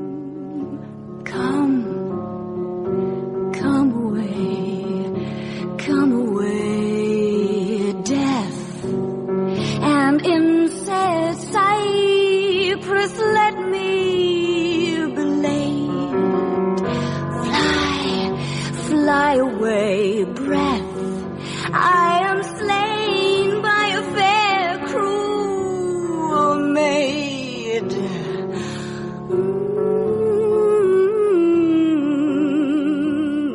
Hercule Poirot is beginning to unravel the threads of the case against Eleanor Carlyle, and it looks as though Mary Gerard wasn't the first victim. It does not displease you, I hope, Mr. Wellman, that I should endeavour to be of assistance to Miss Carlyle? No, of course not, but... But what can I do? Is it that you would ask? Seems a little rude put like that. But really, of course, that is the point. What can you do? I can search for the truth. Will you assist me by telling me just what you think of the whole business? What can I say? The mere idea of Eleanor actually doing such a melodramatic thing as poisoning someone is laughable. But how do you explain that to a jury? You are a person, Mr. Wellman, of sensibility and intelligence. The facts condemn Miss Carlyle. Your knowledge of her acquits her. What then really happened? I suppose the nurse couldn't have done it? She was never near the sandwiches. Oh, yes, I have made very minute inquiries. And she could not have poisoned the tea without poisoning herself as well. Moreover, why should she wish to murder Mary Gerard? Why should anyone wish to kill her? Yes, that seems to be the unanswerable question in this case. No one wished to kill Mary Gerard, and yet she was killed. I am sorry, but a detective must ask questions about people's private affairs, about their feelings. It is widely known that you admired Mary Gerard. That is true? Yes. You fell in love with her. I suppose so. Must we go on with this? One cannot always turn aside from unpleasantness. You say you suppose you care for this girl. You are not sure, then? I don't know. She was so lovely, like a dream. And now everything is finished. Gone as though it never happened. You are not in England at the time of her death? No. I went abroad on July the 9th and didn't get back until August the 1st. Mm-hmm. Eleanor's telegram followed me about from place to place. I hurried home as soon as I got the news. It must have come as a great shock to you. Why do these things happen to her? What did you really know of Mary Gerard, Mr. Wellman? What did I know? So little, I see that now. She was beautiful and gentle, but really I knew nothing about her, nothing at all. That's why I don't miss her, I suppose. Was she the kind of girl who would make enemies unconsciously? No. I can't imagine anyone disliking her. Really disliking her, I mean. Well, spite is different. Spite? Why do you say that? Well, there must have been, to account for that letter. What letter? An anonymous letter. Huh? To whom was it written? It was sent to Eleanor. It said that someone was sucking up to Aunt Laura and warned us to look after our interests. It obviously referred to Mary Gerard. When was this? A few weeks before Aunt Laura died. We went down straight away. Can I see the letter? As a matter of fact, I burned it. That is most unfortunate. Why did you do that? It seemed the natural thing to do at the time. And in consequence of this letter, you and Miss Carlyle went hurriedly down to Canterbury? We went down, yes. I don't know about hurriedly. You went down there with Miss Carlyle? Yeah. At that time, your aunt had not made a will. Shortly afterwards, she has a stroke. She then wishes to make a will, but conveniently for Miss Carlyle, perhaps, she dies the night before the will can be made. What are you hinting at? You have said that Eleanor Carlyle is emphatically not the kind of person to be involved in the death of Mary Gerard, but there is now another interpretation. Eleanor Carlyle had reason to fear that she might be disinherited by an outsider. The letter has warned her. Her aunt's broken murmurings confirm that fear. In the hall below is an attaché case with various drugs and medical supplies. It is easy to abstract a tube of morphine, and afterwards, so I have learned, she sits in the sick room alone with her aunt while you and the nurses are at dinner. But that's ridiculous. Now, there was only one person, you realize, who would benefit by Mrs. Wellman's dying at that moment. I thought you were on her side. No. Whatever side one is on, one must face facts. Now, you must try to think. Who could have given the morphine to her? You must admit that Eleanor Carlyle had the best opportunity to do so. What about the nurses? Well, either of them could have done so, certainly, but they had nothing to gain from her death. Oh, that's true enough. Then there is yourself. Me? You could have given the morphine to Mrs. Wellman. Is it not true that you were alone with her in her room for a short period that night? Yes, I slipped in to look at her, but what? Why should you kill her? Only two people had a motive to kill Mrs. Wellman. Two people? Yes. One was Miss Carlyle. And the other? The other was the author of the anonymous letter. Why should that be? Somebody wrote that letter. Somebody who hated Mary Gerard, or at least disliked her. Somebody who did not want Mary Gerard to benefit from Mrs. Wellman's death. Now, have you any idea who the writer of the letter might be? I've no idea. But was my aunt necessarily murdered at all? Couldn't she have taken the morphine herself? It is an idea, yes. She often said she wished she could die. But then she could not have risen from her bed, gone downstairs, and helped herself to the morphine from the nurse's case. No, but somebody could have got it for her. Somebody who... What is it? You have remembered something, have you not? Yes, but... You wonder if you ought to tell me. Well, yes. It was something that Miss Carlyle said, yes? It was when she was telling me about Aunt Laura's second stroke. Eleanor said how terribly sorry she was for her, how the poor dear hated being ill, and that now she would be more helpless still, and that it would be absolute hell for her.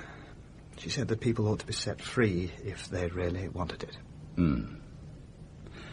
Just now, Mr. Wellman, you dismissed the possibility of Miss Carlyle having killed your aunt for monetary gain.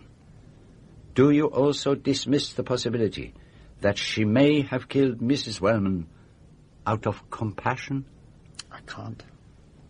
I want to, but I can't. Yes, I was sure that you would say that.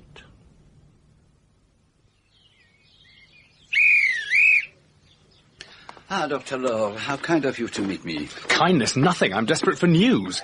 Are you staying long? No, I'm afraid not. I have to go up to London again tomorrow. I have a meeting with Miss Carlyle. You're seeing her in prison? Oh, well, they would scarcely allow me to see her anywhere else. And even that was difficult to arrange. Her solicitor was most obstructive and did not want me to see her. The police were unable to give me any assistance. Fortunately, the Home Secretary owes me a little favor. The car's here. Thank you. Well? No, it is not very well. You haven't got hold of anything? Eleanor Carlyle killed Mary Gerard out of jealousy. Eleanor Carlyle killed her aunt to inherit her money.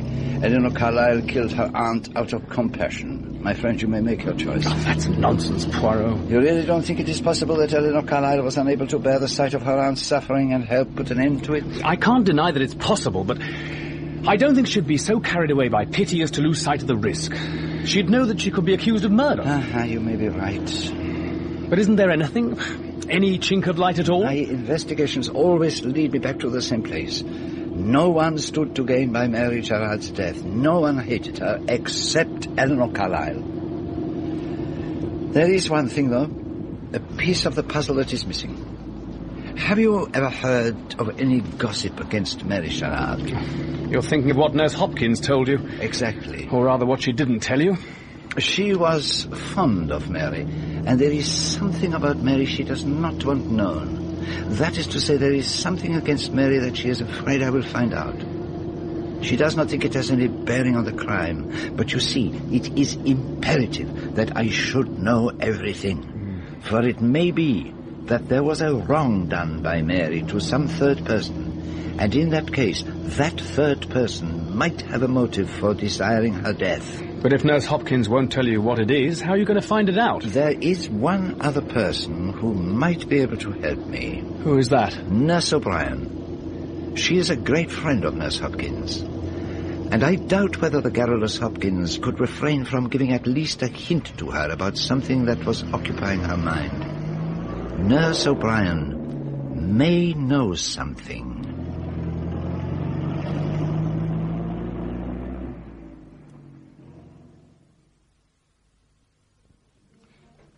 I heard a rumour that the old lady died of morphine poisoning.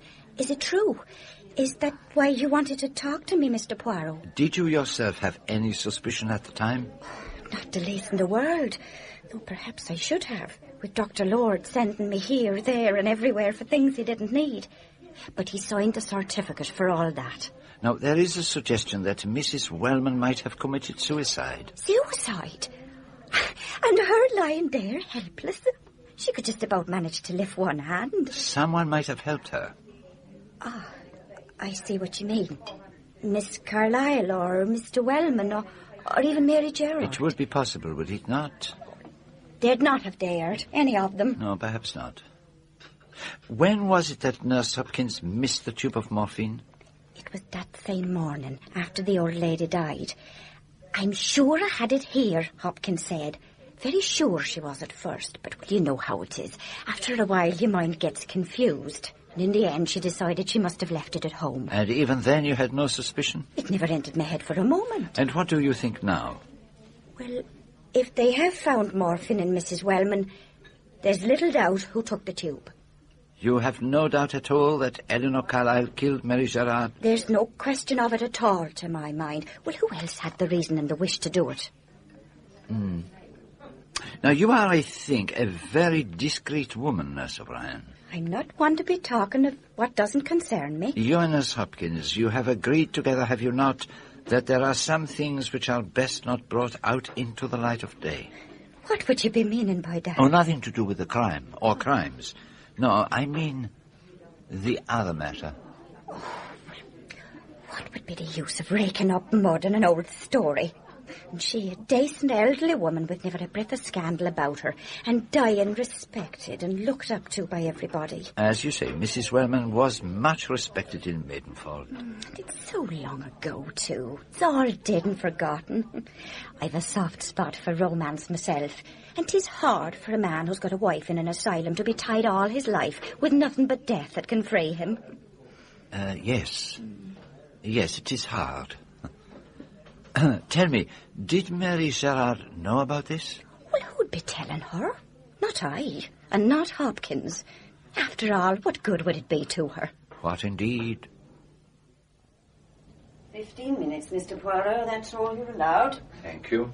You'd like to be left alone, I take it. If you please.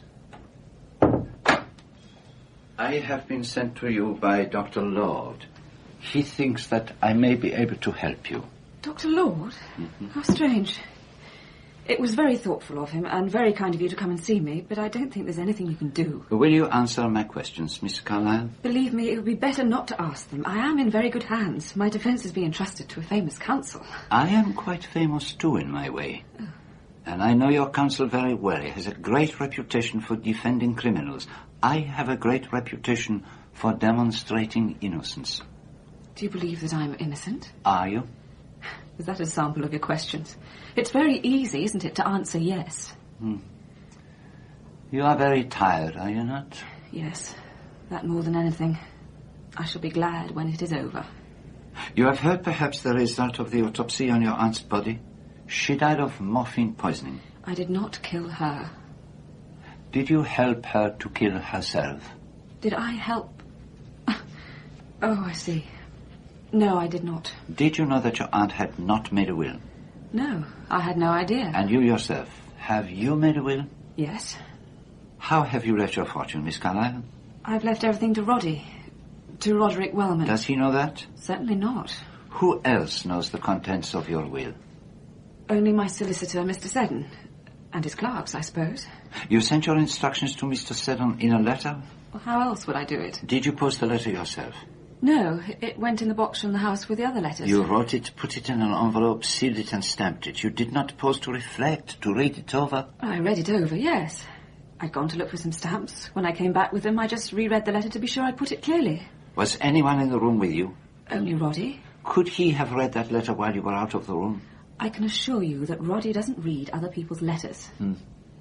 Now, when did the idea of killing Mary Gerard first come to you? When you saw her making her will? Did Dr. Lord tell you about that? It was then, wasn't it? It struck you how funny it would be, and how convenient, if Mary Gerard should happen to die. He knew. He looked at me and he knew. No, there is not much time. It is necessary that you tell me just what happened that day when Mary Gerard died. Come now, commence. You met your housekeeper, the good Mrs. Bishop. She wanted to come and help you. You would not let her. Why? I wanted to be alone. Why? Why? Why? Because I wanted to think. To think or to imagine. What did you do next? I bought some paste for sandwiches. 2 pots? 2. And you went to Hunterbury. And what did you do there? I went up to my aunt's room and began to go through her things. Continue. I came down to the pantry and I made the sandwiches. And you thought what? I thought of my namesake, Eleanor of Aquitaine. I understand perfectly. Do you? Oh, yes. I know the story. She offered fair Rosamond, who was the mistress of her husband, the choice of a dagger or a cup of poison. Rosamond chose the poison. What next? I went down to the lodge and invited Mary and Nurse Hopkins up to the house. We ate the sandwiches in the morning room. And you were still in the dream? Yes. I left Mary standing by the window. I went into the pantry. Nurse Hopkins was doing the washing up. I noticed a mark on her wrist. She said it was a thorn from the rose trellis by the lodge. The roses by the lodge. Roddy and I had a quarrel once about the Wars of the Roses. I was Lancaster and he was York. It all came back to me and something broke. The black hatred went away. I didn't hate Mary anymore. I didn't want her to die. But later, when we went back into the morning room, she was dying. Will you ask me again, did I kill Mary Gerard? I shall ask you nothing. There are some things I do not wish to know.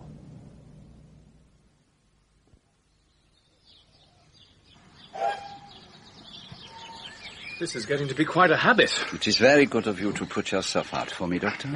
I've done my best to get answers to your questions. First, Mary Gerard left for London on July the 10th. Second, I haven't got a housekeeper. A couple of giggling girls run my house. I think you must mean Mrs. Slattery, who was my predecessor's housekeeper. She'll be in all day if you want to call on her. What do you want from her? Gossip. Talk about the old days. Some crimes have their roots in the past, and I'm beginning to think that this one may have. And then you wanted to go over to Hunterbury. I could take you there now, if you like. It beats me why you haven't been there already. I should have thought the first thing to be done in a case like this was to visit the place where the crime happened. Why? Well, isn't it the usual thing to do? One does not practice detection with a textbook. One uses one's natural intelligence, the little grey cells. Then why do you want to go out there now? Because now I know exactly what I am looking for. You think there might be something there still? I have an idea we shall find something, yes. Something to prove Eleanor's innocence? I did not say that. You don't mean you still think she's guilty? You must wait, my friend, before you get an answer to that question. Look here, Poirot, am I to have no idea what you're driving at? Why keep me in the dark? Because as yet there is no light. I am always brought up short by the fact that there was no one who had any reason to kill Mary Gerard except Eleanor Carlyle. Oh, you can't be sure of that. She'd been abroad for some time, remember, working as an au pair. Yes, I have made the inquiries. You mean you went over to Germany? Myself, no. I have my spies. Can you depend on other people? Certainly. It is not for me, Hercule Poirot, to run here and there, doing amateurishly the things that for a small sum someone else can do with professional skill. I can assure you, mon cher, I have several irons in the fire. I have some useful assistants. One of them, a former burglar. What do you use him for? Well, the last thing I used him for was to make a very thorough search of Roderick Wellman's flat. What was he looking for? One always likes to know exactly what lies have been told one. Did Wellman tell you a lie? Definitely. Who else has lied to you? Everybody, I think. Nurse O'Brien romantically, Nurse Hopkins stubbornly, Mrs. Bishop venomously. You yourself. You surely don't think I've lied to you? Not yet. I thought we'd park the car at the lodge. Do you want to look round it? Why not?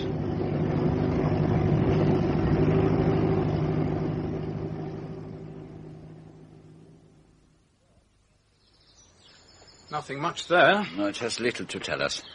But this is the rose which Nurse Hopkins mentioned. Oh. Do you know the name of it, my friend? No. It is Zephyrine Drugan, and I begin to see a little glimpse of light. Oh, not daylight, but the little glimpse of light one gets in a train when one is about to come out of the tunnel. What do you mean? No, Doctor, not yet. Let us walk up to the house. Yes, I'll show you the way. That's the window of the pantry where Eleanor Carlyle was cutting the sandwiches. And from here, anyone could see her cutting them. The window was open, if I remember rightly. It was wide open. It was a hot day. Then, if someone wished to watch unseen what was going on, somewhere about here would be a good place. It is concealed from the path, and that opening in the shrubs gives one a good view of the window. Now, what did he do, our friend who stood here? Did he perhaps smoke? Here we are. What is it? A matchbox, my friend. An empty matchbox, trodden heavily into the ground. It's foreign. Good Lord, German matches. And Mary Gerard had recently come from Germany. Well, we've got something now, you can't deny it. Perhaps, but it is not quite so simple as you think. There is one great difficulty. Do you not see it yourself? No. If you do not see it for yourself. But come, let us go into the house. It was on this table that Eleanor Carlyle cut the sandwiches. The fragment of the morphine label was found in this crack in the floor under the sink. The police are careful searchers. They do not miss much. There's no evidence that Eleanor ever handled that tube. I'm sure that someone was watching her from the shrubbery outside. She went down to the lodge and he saw his chance. He crushed some of the tablets of morphine to powder and put them into the top sandwich. He never noticed that he had torn a bit off the label on the tube. And still you do not see. It is extraordinary how dense and intelligent man can be. What do you mean? It's so simple, really. Do you not see, my friend, the fatal fallacy in your reasoning? No. According to your theory, someone, a man presumably, who had known Mary Gerard in Germany, came here intent on killing her. He stood in the shrubbery. And what did he see? A window. And at that window, a girl cutting sandwiches, Eleanor Carlyle. But think for a minute. What on earth was going to tell the watching man that those sandwiches were going to be offered to Mary Gerard? So, if a man stood there watching and afterwards climbed in and tampered with the sandwiches, he could only have intended to poison the girl he saw at the window. Eleanor Carlyle. Well, Mr. Poirot, what do you want now? I have come to ask you for the truth. I'd like to know what you mean by that.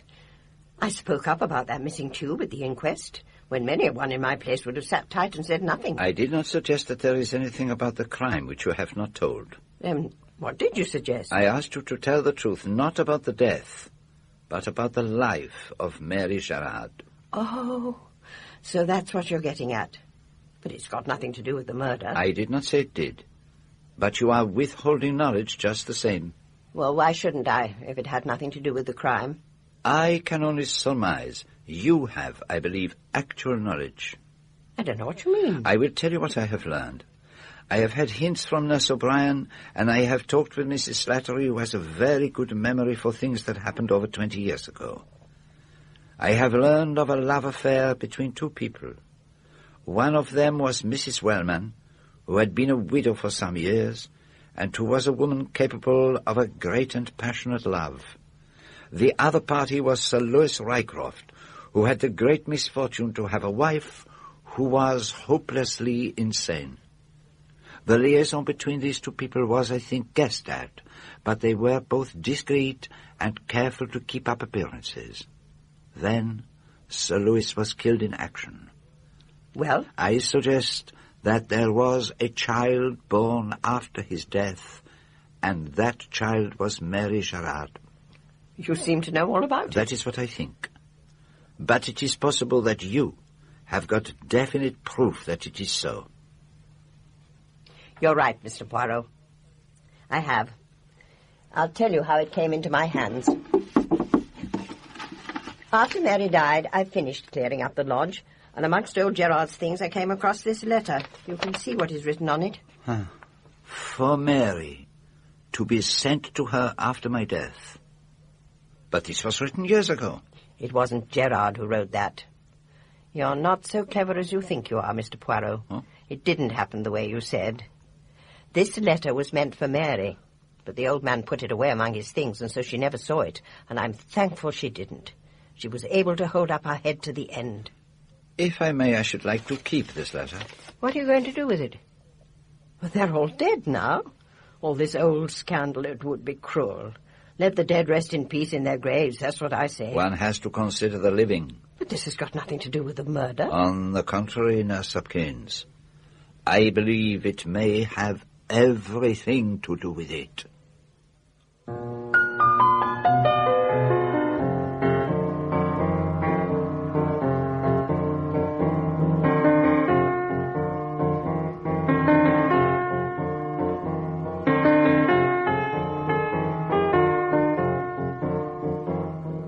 In Part 4 of Sad Cypress by Agatha Christie, dramatized for radio by Michael Bakewell, Hercule Poirot was played by John Moffat, Eleanor Carlyle by Emma Fielding, and Dr. Lord by David McAllister. Roddy Wellman, Charles Simpson, Nurse Hopkins, Pauline Letts, Nurse O'Brien, Joanna Myers, the wardress, Gudrun Ewer. The singer was Joanna Myers, and the pianist, Michael Haslam. Sad Cypress was directed by Enid Williams.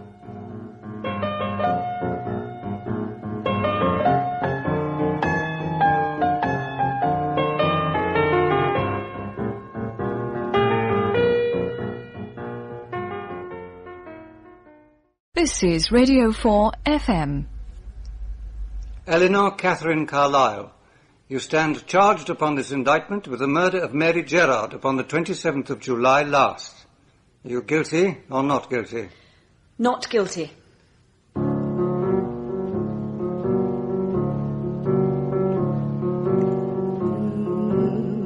We present Agatha Christie's Sad Cypress, with John Moffat as Hercule Poirot, Emma Fielding as Eleanor Carlyle, and David McAllister as Dr. Lord.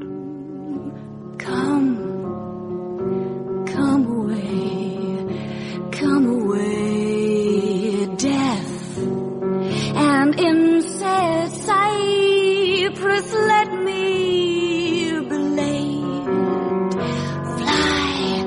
Fly away, breath, I am slain by a fair cruel maid.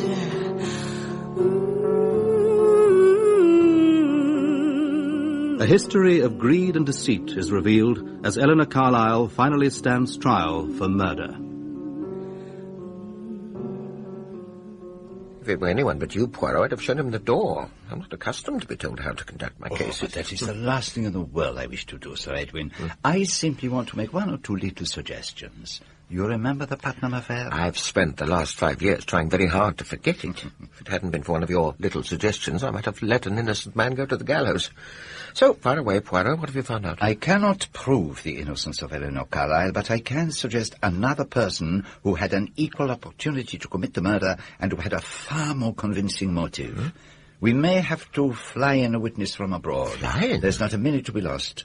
The trial opens in 5 days' time, does it not? And what, in your opinion, was the cause of death? Death seemed to me to be consistent with morphine poisoning. Thank you, Dr. Lord. Have you any questions for this witness, Sir Edwin? I have, my lord. You were the late Mrs. Wellman's medical adviser, were you not, Dr. Lord? I was. During your visits to Hunterbury in June last, you had occasion to see the accused and Mary Gerard together? Several times. What would you say was the manner of the accused towards Mary Gerard? Perfectly pleasant and natural. You never saw any signs of this jealous hatred we've heard so much about? No, never. Thank you, Dr. Lord. I would estimate the amount of morphia taken by the deceased to be about 4 grains. And what would constitute a fatal dose? As little as 1 grain. Thank you, Dr. Garcia. Your witness, Sir Edwin. I should like to get one thing quite clear, Doctor. You found in the stomach nothing but bread, butter, fish paste, tea, and morphine. There were no other foodstuffs. None. Am I right in understanding that the morphine could have been taken in the fish paste, or in the bread, or in the butter on the bread, or in the tea, or in the milk that had been added to the tea? Certainly. And, in fact, the morphia might have been taken separately. It could simply have been swallowed in its tablet form. That is so, of course. Nevertheless, you are of the opinion that however the morphine was taken, it was taken at the same time as the other food and drink? Yes. Thank you. 1 jar of fish paste, which had already been washed, was standing on the draining board in the pantry. Another, half full, was on the table. In a further search of the kitchen, we found a tiny scrap of paper. This is Exhibit C. Could you pass it to the jury, please? What did you take it to be, Inspector? A fragment of a printed label, such as are used on glass tubes of morphine. Thank you, Inspector. Your witness, Sir Edwin. Inspector Brill, you say you found this scrap in a crack in the flooring? Yes. Did you find the rest of the label? No. What was the state of that scrap of paper when you found it? Was it clean or dirty? There was surface dust on it from the flooring, but it was quite clean otherwise. You would say, then, that it had come there on the actual day you found it, not earlier? Yes, I would. Nurse Hopkins, will you tell us why you carried the morphine in your attaché case? Well, one of the patients in the village needed hypodermic injections of morphine morning and evening. What were the contents of the tube? There were 20 tablets, each containing half-grain morphine hydrochloride. Will you pass the witness Exhibit C? Do you know what that is, Nurse Hopkins? It's a bit of a label. Can you tell the jury what label? Oh, yes. It's part of a label off a tube of hypodermic tablets. Morphine tablets. Half-grain, like the one I lost. You are sure of that? Of course I'm sure. It's off my tube. Is there any special mark on it by which you can identify it as the label of the tube you lost? No, my lord, but it must be the same. Actually, all you can say is that it is exactly similar. Well, yes, that's what I mean. And what little suggestions have you for me today, Poirot? You are to cross-examine Nurse Hopkins this morning, is that so? Yes, she's first on. Now, there are 2 matters on which you might perhaps draw her out. The first, of course, is the will. And the second? The second is the rose tree. It is most important that we must establish exactly to which tree she is referring. Wasn't it rather careless to leave the attaché case in the main hall of Hunterbury House and leave it there all night? Yes, I have to admit that it was. And it's a fact, isn't it, that anybody in the house could have got at that morphine if they'd wanted to? I suppose so. I suppose about it. It's true, isn't it? Well, yes. But it wasn't only Miss Carlyle who could have got it, was it? Any of the servants could, or Dr. Lord, or Roderick Wellman, or Nurse O'Brien, or Mary Gerard herself. Well, yes, I suppose so. You told Nurse O'Brien in the morning that the morphine was missing. Yes. I put it to you that what you really said was, I have left the morphine at home, I shall have to go back for it. No, I didn't. You didn't suggest that the morphine had been left on the mantelpiece in your cottage? Well, when I couldn't find it, I thought that's what must have happened. You make rather inaccurate statements sometimes, don't you? No, I don't. I'm very careful about what I say. Did you make a remark about a prick from a rose tree on July the 27th, the day of Mary Gerard's death? Well, I don't see what that's got to do with it. Is it in fact relevant, Sir Edmund? Yes, my lord. It is an essential part of the defence. I intend to demonstrate the unreliability of the witness. Proceed. Do you still assert that you pricked your wrist on a rose tree on July the 27th? Yes, I do. And what rose tree was this? A climbing rose just outside the lodge. It's got pink flowers. You're sure of that? I'm quite sure. And you still persist in saying the morphine was in the attaché case when you came to Hunterbury on the day of Mrs. Wellman's death? I do. I had it with me. Is it a matter of fact that on Thursday, July the 6th, the dead girl, Mary Gerard, made a will? She did. Why did she do that? Well, because she thought it the proper thing to do. Is this the will, signed by Mary Gerard, witnessed by Emily Biggs and Roger Wade, confectioner's assistants, and leaving everything of which she died possessed to Mary Riley, sister of Eliza Riley? That's it. To your knowledge, had Mary Gerard any property to leave? Not then she hadn't. But she was shortly going to have. Yes. Is it not a fact that a considerable amount of money, £2,000, was being given to Mary Gerard by Eleanor Carlyle? Yes. There was no compulsion on Miss Carlyle to do this? It was entirely a generous impulse on her part? She did it of her own free will, yes. Surely, if she had hated Mary Gerard, as it is suggested, she would not of her own free will have handed over to her a large sum of money. Well, that's as may be. What do you mean by that answer? I don't mean anything. Exactly. No further questions. Nurse Hopkins, when Mary Gerard was discussing with you the wording of this will, did the accused look in through the window? Yes, she did. And will you tell us what she said? She said, "So you're making your will, Mary, that's funny." And she laughed. Laughed and laughed. And it's my opinion that at that moment the idea came into her head, the idea of making away with Mary Gerard. Confine yourself to answering the questions that are asked you. The last part of that answer is to be struck out. A little sherry. Thank you. We open the defence tomorrow. Witnesses all lined up? Yes, they will be there. Rather a rum selection. Chemist, gardener, and a visitor from down under, and your humble self. Yes, I must consider what to wear for the occasion. Oh, I think you ought to see this. What is it? It is a copy of an entry in Roderick Wellman's passport. It is a fundamental law of evidence that if it can be shown that there is an alternative theory which is possible and consistent with the evidence, the accused must be acquitted. I propose to show you that there was another person who had not only an equal opportunity to poison Mary Gerard, but who had a far better motive for doing so. But first, I will call the prisoner, that she may tell you her own story, and that you may see for yourselves how entirely unfounded the charges against her are. Mr. Wellman was like a brother to me, or a cousin. I always thought of him as a cousin. So it was not perhaps what might be called a passionate affair? Well, no. You see, we knew each other so well. Now, Miss Carlyle, I want to go over the events of the 27th of July. You made the sandwiches and went down to the lodge to invite Nurse Hopkins and Mary Gerard to share them with you. What happened when you arrived back at the house? We went into the morning room. I fetched the sandwiches and handed them to the other two. Did you drink anything with them? I drank water. Nurse Hopkins and Mary had tea. Who made it? Nurse Hopkins. She went out to the pantry to make it. She brought in the tray and Mary poured it out. Did you have any? No. But Mary Gerard and Nurse Hopkins both drank it? Yes. What happened next? Nurse Hopkins went and turned the gas ring off. Leaving you alone with Mary Gerard? Yes. What happened next? After a few minutes, I picked up the tray and the sandwich plate and carried them into the pantry. Nurse Hopkins was there and we washed up together. Did you make a certain remark to her about a scratch on her wrist? I asked her if she'd pricked herself. What did she reply? She said it was a thorn from a rose tree outside the lodge. What was her manner at the time? I think she must have been feeling the heat. She was perspiring and her face was a queer colour. What happened after that? We went upstairs and she helped with my aunt's things. What time was it when you came down again?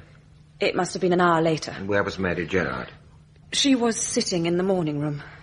She was breathing very queerly and was in a coma. I rang up the doctor on Nurse Hopkins' instructions. By the time he got there, it was too late. Miss Carlyle, did you kill Mary Gerard? No. No, I did not. I would say that Eleanor was deeply attached to me, but certainly not passionately in love with me. Will you tell the jury, Mr. Wellman, exactly why your engagement was broken off? Well, after Mrs. Wellman died, it pulled us up, I think, with a bit of a shock. I didn't like the idea of marrying a rich woman when I didn't have a penny. Actually, the engagement was dissolved by mutual consent. We were both rather relieved. Now, will you tell us just what your relations were with Mary Gerard? I thought her very lovely. Were you in love with her? Just a little. And when was the last time you saw her? It must have been the 5th or 6th of July. You saw her after that, I think? No, I went abroad to Venice and Dalmatia. You returned to England when? When I received a telegram. The 1st of August it must have been. But you were actually in England on July the 27th, I think. No. You are on oath, Mr. Wellman. Is it not a fact that your passport shows that you returned to England on July the 25th and left it again on the night of the 27th? Well, yes, that is so. Will you tell us why you returned? I went to see Mary Gerard at her lodgings in London. I asked her to marry me. And what was her answer? She refused me. You're not a rich man, Mr. Wellman. No. And you are rather heavily in debt. What business is that of yours? Were you not aware of the fact that Miss Carlyle had left you all her money in the event of her death? This is the first I've heard of it. Were you in Maidenford on the morning of July the 27th? I was not. I have no more questions. You say, Mr. Wellman, that in your opinion the accused was not in love with you. Not passionately, I think you said. That is what I said. Are you a chivalrous man, Mr. Wellman? I don't know what you mean. If a lady were deeply in love with you and you were not in love with her, would you feel it incumbent upon you to conceal the fact? Certainly not. Where did you go to school, Mr. Wellman? Eton. That is all. Mr. Wargrave, you are a rose grower and live at Emsworth in Berkshire. That is so. Did you on October the 20th go to Maidenford and examine a rose tree growing at the lodge at Hunterbury Hall? I did. Will you describe the tree? It was a climbing one, Zephyrin Druin. Bears a sweetly scented pink flower. And can you tell the jury what is particularly remarkable about this rose? It has no thorns. It would be impossible to prick oneself on a rose tree of this description. It would be quite impossible. It's a thornless tree. Thank you, Mr. Wargrave. Have you any questions, Mr. Atterbury? None, my lord. James Arthur Littledale. And your occupation? I'm a qualified chemist. I work for Jenkin and Hale. They are wholesale chemists. Will you tell me what this scrap of paper is? It is a fragment of one of our labels. What kind of label? The label we attach to tubes of hypodermic tablets. Is there enough of the label left for you to say definitely what drug was in the tube to which this label was attached? Yes. I should say quite definitely that the tube in question contained hypodermic tablets of ipamorphine hydrochloride, 1/20th grain. Not morphine hydrochloride? No, it could not be that. On such a tube, the word morphine is spelled with a capital M. The end of the line of the M here, seen under a magnifying glass, shows plainly that it is part of a small m, not a capital M. Will you tell us what are the properties of apomorphine hydrochloride? Apomorphine is the quickest and most powerful emetic known. It acts within a few minutes. So, if two people were to share the same sandwich or drink from the same pot of tea, and one of them were to inject a dose of apomorphine hypodermically, what would be the result, supposing the shared food or drink to have contained morphine? The food or drink, together with the morphine, would be vomited by the person who injected the apomorphine. And that person would suffer no ill effects? No. My name is Amelia Mary Sidley, and I live at 17 Charles Street, Boonamba, Auckland. Do you know a Mrs. Draper? Yes, I've known her for over 25 years. You happen to know her maiden name? Yes, I do. I was at her wedding. Her name was Mary Riley. Is she a native of New Zealand? No, she came out from England. Have you seen this Mary Riley, or Draper, in court? Yes. Where did you see her? Giving evidence in this box. Under what name? Jessie Hopkins. Are you quite sure that Jessie Hopkins is the woman you know as Mary Riley or Draper? Not a doubt about it. I suggest to you, Mrs. Sedley, that you may be mistaken. I'm not mistaken. You may have been misled by a chance resemblance. I know Mary Draper well enough. Jessie Hopkins is a certified district nurse. Mary Draper was a hospital nurse before her marriage. You understand, do you not, that you are accusing a Crown witness of perjury? I understand what I'm saying. In the light of Mrs. Sedley's evidence, I think that Jessie Hopkins should be recalled.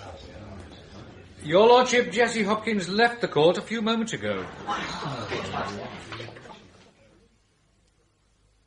Monsieur Poirot, do you recognize this document? Certainly.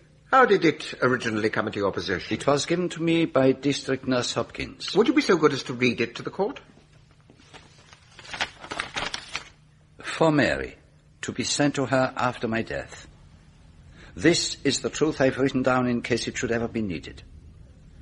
I was the lady's maid to Mrs. Wellman at Hunterbury, and very kind to me she was. I got into trouble, and she stood by me and took me back into service when it was all over. But the baby died. Mrs. Wellman told me that she herself was going to have a child. The father was Sir Lewis Rycroft. They couldn't marry because he had a wife already, but she was in a madhouse, poor lady. Sir Lewis was killed in the war. Mrs. Wellman went to Scotland and took me with her. The child was born there, at Ardlochry. Bob Gerard, who had washed his hands of me when I had my trouble, was writing to me again. The arrangement was that we would marry and live at the lodge, and that he should think the baby was mine. Mrs. Wellman gave us both a handsome sum of money, but I would have helped her without that. I've held my tongue and never said anything to anybody, but I think it is right that I should put this down in black and white. Eliza Gerard, born Eliza Riley. It follows, as his lordship will doubtless instruct you, that Mrs. Wellman's next of kin was not her niece, Eleanor Carlyle, but her illegitimate daughter, Mary Gerard, and therefore Mary Gerard, at Mrs. Wellman's death, inherited a vast fortune. But she herself was unaware of the fact. She was also unaware of the true identity of the woman, Hopkins. Now, we know that at Nurse Hopkins' instigation, Mary Gerard made a will, leaving everything she had to Mary Riley, sister of Eliza Gerard. We know that Nurse Hopkins, by reason of her profession, had access to morphine and apomorphine and was well acquainted with their properties. Furthermore, it has been proved that Nurse Hopkins was not speaking the truth when she said that her wrist had been pricked by a rose tree. Why did she lie, if it were not that she wanted hurriedly to account for the mark just made by the hypodermic needle? Remember, too, that the accused has stated on oath that Nurse Hopkins was looking ill, perspiring, and her face was a strange colour, comprehensible enough if she had just been violently sick. I will underline another point. If Mrs. Wellman had lived 24 hours longer, she would have made a will, and in all probability that will would have made a suitable provision for Mary Gerard, but would not have left to her the bulk of her fortune, since it was Mrs. Wellman's belief that her unacknowledged daughter would be happier if she remained in another sphere of life. Looked at from that point of view, gentlemen of the jury, I submit that the case against Eleanor Carlyle falls to the ground.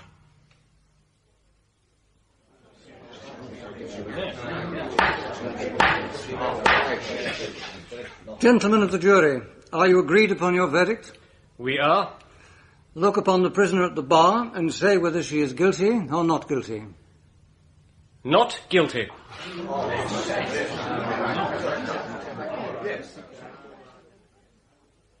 I want to go somewhere quiet for a while. Somewhere where there won't be any staring faces. That's all arranged. I've got you a room in a sanatorium. Quiet place, lovely gardens. No one will bother you or get at you there. Oh, thank you. That's just what I want. And thank you for all you've done. Oh. Without you, I'd probably have ended up with a rope round my neck. It was Hercule Poirot. The fellow's a kind of magician. No, it was you. You got hold of him and made him take the case. Did you know I hadn't done it? Or weren't you sure? I was never quite sure. It seems so queer now. Like a kind of possession. That day I made the sandwiches, I was pretending to myself. I was thinking, I've mixed poison with this, and when she eats, she will die, and then Roddy will come back to me. Is there much difference between thinking and doing murder? All the difference in the world. If you think murder long enough, you suddenly come through the blackness and feel that it's all rather silly. Which is just what happened. You're such a comforting person. You'll come and see me in the sanatorium, won't you? Of course. Often? As often as you want me. It was the moment when we drew up outside the lodge. I saw the rose tree, and I saw that it had no thorns. So, Nurse Hopkins had told a lie, and the lie was so pointless that it focused my attention on her. I began to ask myself certain questions. Who did the morphine that was stolen belong to? Nurse Hopkins. Who could have administered the poison to Mrs. Wellman? Nurse Hopkins. But why did she call attention to the disappearance of the morphine? Because she had already planned the murder of Mary Gerard and decided on her scapegoat. But that scapegoat had to be shown to have had a chance of getting the morphine. Hopkins deliberately left her attaché case in the hall at Hunterbury all night and then told O'Brien that the morphine was missing. It was Hopkins who wrote the anonymous letter. To create bad feelings between Eleanor Carlyle and Mary Gerard. But how on earth did you cotton on to her motive? I remembered that I had heard that when Mary Gerard first spoke of becoming a nurse, she told everyone that it was in her blood and that she had an aunt in New Zealand who was a nurse. And then, when I saw the letter written by Mary's mother, the whole pattern of the crime became apparent. But what was it about the letter that gave you the clue? Do you remember the way it began? For Mary, to be sent to her after my death. Why sent, not given? And then I saw the real truth. It was written not for Mary Gerard, but for Mary Riley in New Zealand. Old Gerard must have sent the letter on to her in Auckland, and from then on she began to work out how she could put her knowledge of Mary's real birth to her advantage. She came back to England and set to work. And got herself the job of district nurse in the village. She persuaded Nurse O'Brien to let her share the nursing of Mrs. Wellman. She found the opportunity to go through Mrs. Wellman's papers and found a letter from her solicitor urging her to make a will. Hopkins realized that if the old lady were to die intestate, her illegitimate daughter Mary would eventually inherit. So when she heard that the old lady wanted to see her solicitor, she murdered her. Exactly. And then she persuaded Mary to make out a will in favor of Mary Riley, her mother's sister. After that, Mary was doomed. She had to die, but in circumstances that would throw suspicion onto Eleanor Carlyle, and Eleanor Carlyle provided Hopkins with the opportunity. But all this was supposition. How could you be so sure? I found out through my spies that this was not the first time that Mary Riley had been involved in matters of this kind. The New Zealand police had been watching her for some time. An old lady who had left her a very snug little bequest had died under very suspicious circumstances, and Mr. Draper, her husband, died very suddenly after insuring his life in her favor for a very considerable sum. But how on earth would she have got hold of Mrs. Wellman's inheritance? Oh, she had all that carefully worked out. Nurse Hopkins would quietly disappear after the trial and surface in South Africa as Mary Riley. She would then write to the solicitors saying that she had read about the trial and about her niece's murder, and then, in course of time, she would inherit. You certainly know your job very well indeed, Monsieur Poirot. That is true. But you did not believe I was getting anywhere in my investigations, did you, Doctor? And you were afraid, too, that your Eleanor Carlyle might, after all, be guilty. And so, with great impertinence, you lead me up the garden path, literally. But, monsieur, you were not very clever about it. In future, I advise you to stick to the measles and the whooping cough and leave crime detection alone. Did you know all the time? You lead me by the hand to a clearing in the shrubbery, and you assist me to find a German matchbox that you have just put there. C'est l'enfantillage. Oh, well. I suppose Eleanor and Roderick Wellman will live happy ever after. My dear friend, you suppose nothing of the sort. Why not? She'll forgive him the Mary Gerard business. No. It goes deeper than that. There is sometimes a deep chasm between the past and the future. When one has walked in the valley of the shadow of death and come out of it into the sunshine, it is a new life that begins. The past will not serve. She'll never love me the way she loved him. Perhaps not. But she needs you, because it is only with you that she can begin life in the world again. Why don't you drive over to the sanatorium?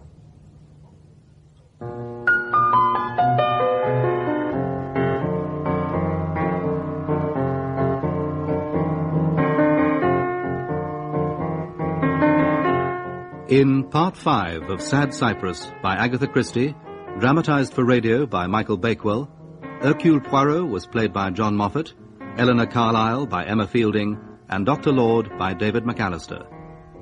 Roddy Wellman, Charles Simpson, Nurse Hopkins, Pauline Letts, Sir Edwin Bulmer, David King, Sir Samuel Atterbury, Peter Penry Jones. Dr. Garcia, John Church, Mr. Wargrave, Jonathan Adams, Mr. Littledale, Gordon Reed, Amelia Sedley, Anne Windsor. Inspector Brill, Eric Allen, and the judge, Alan Cullen. The singer was Joanna Myers, and the pianist, Michael Haslam. Sad Cypress was directed by Enid Williams.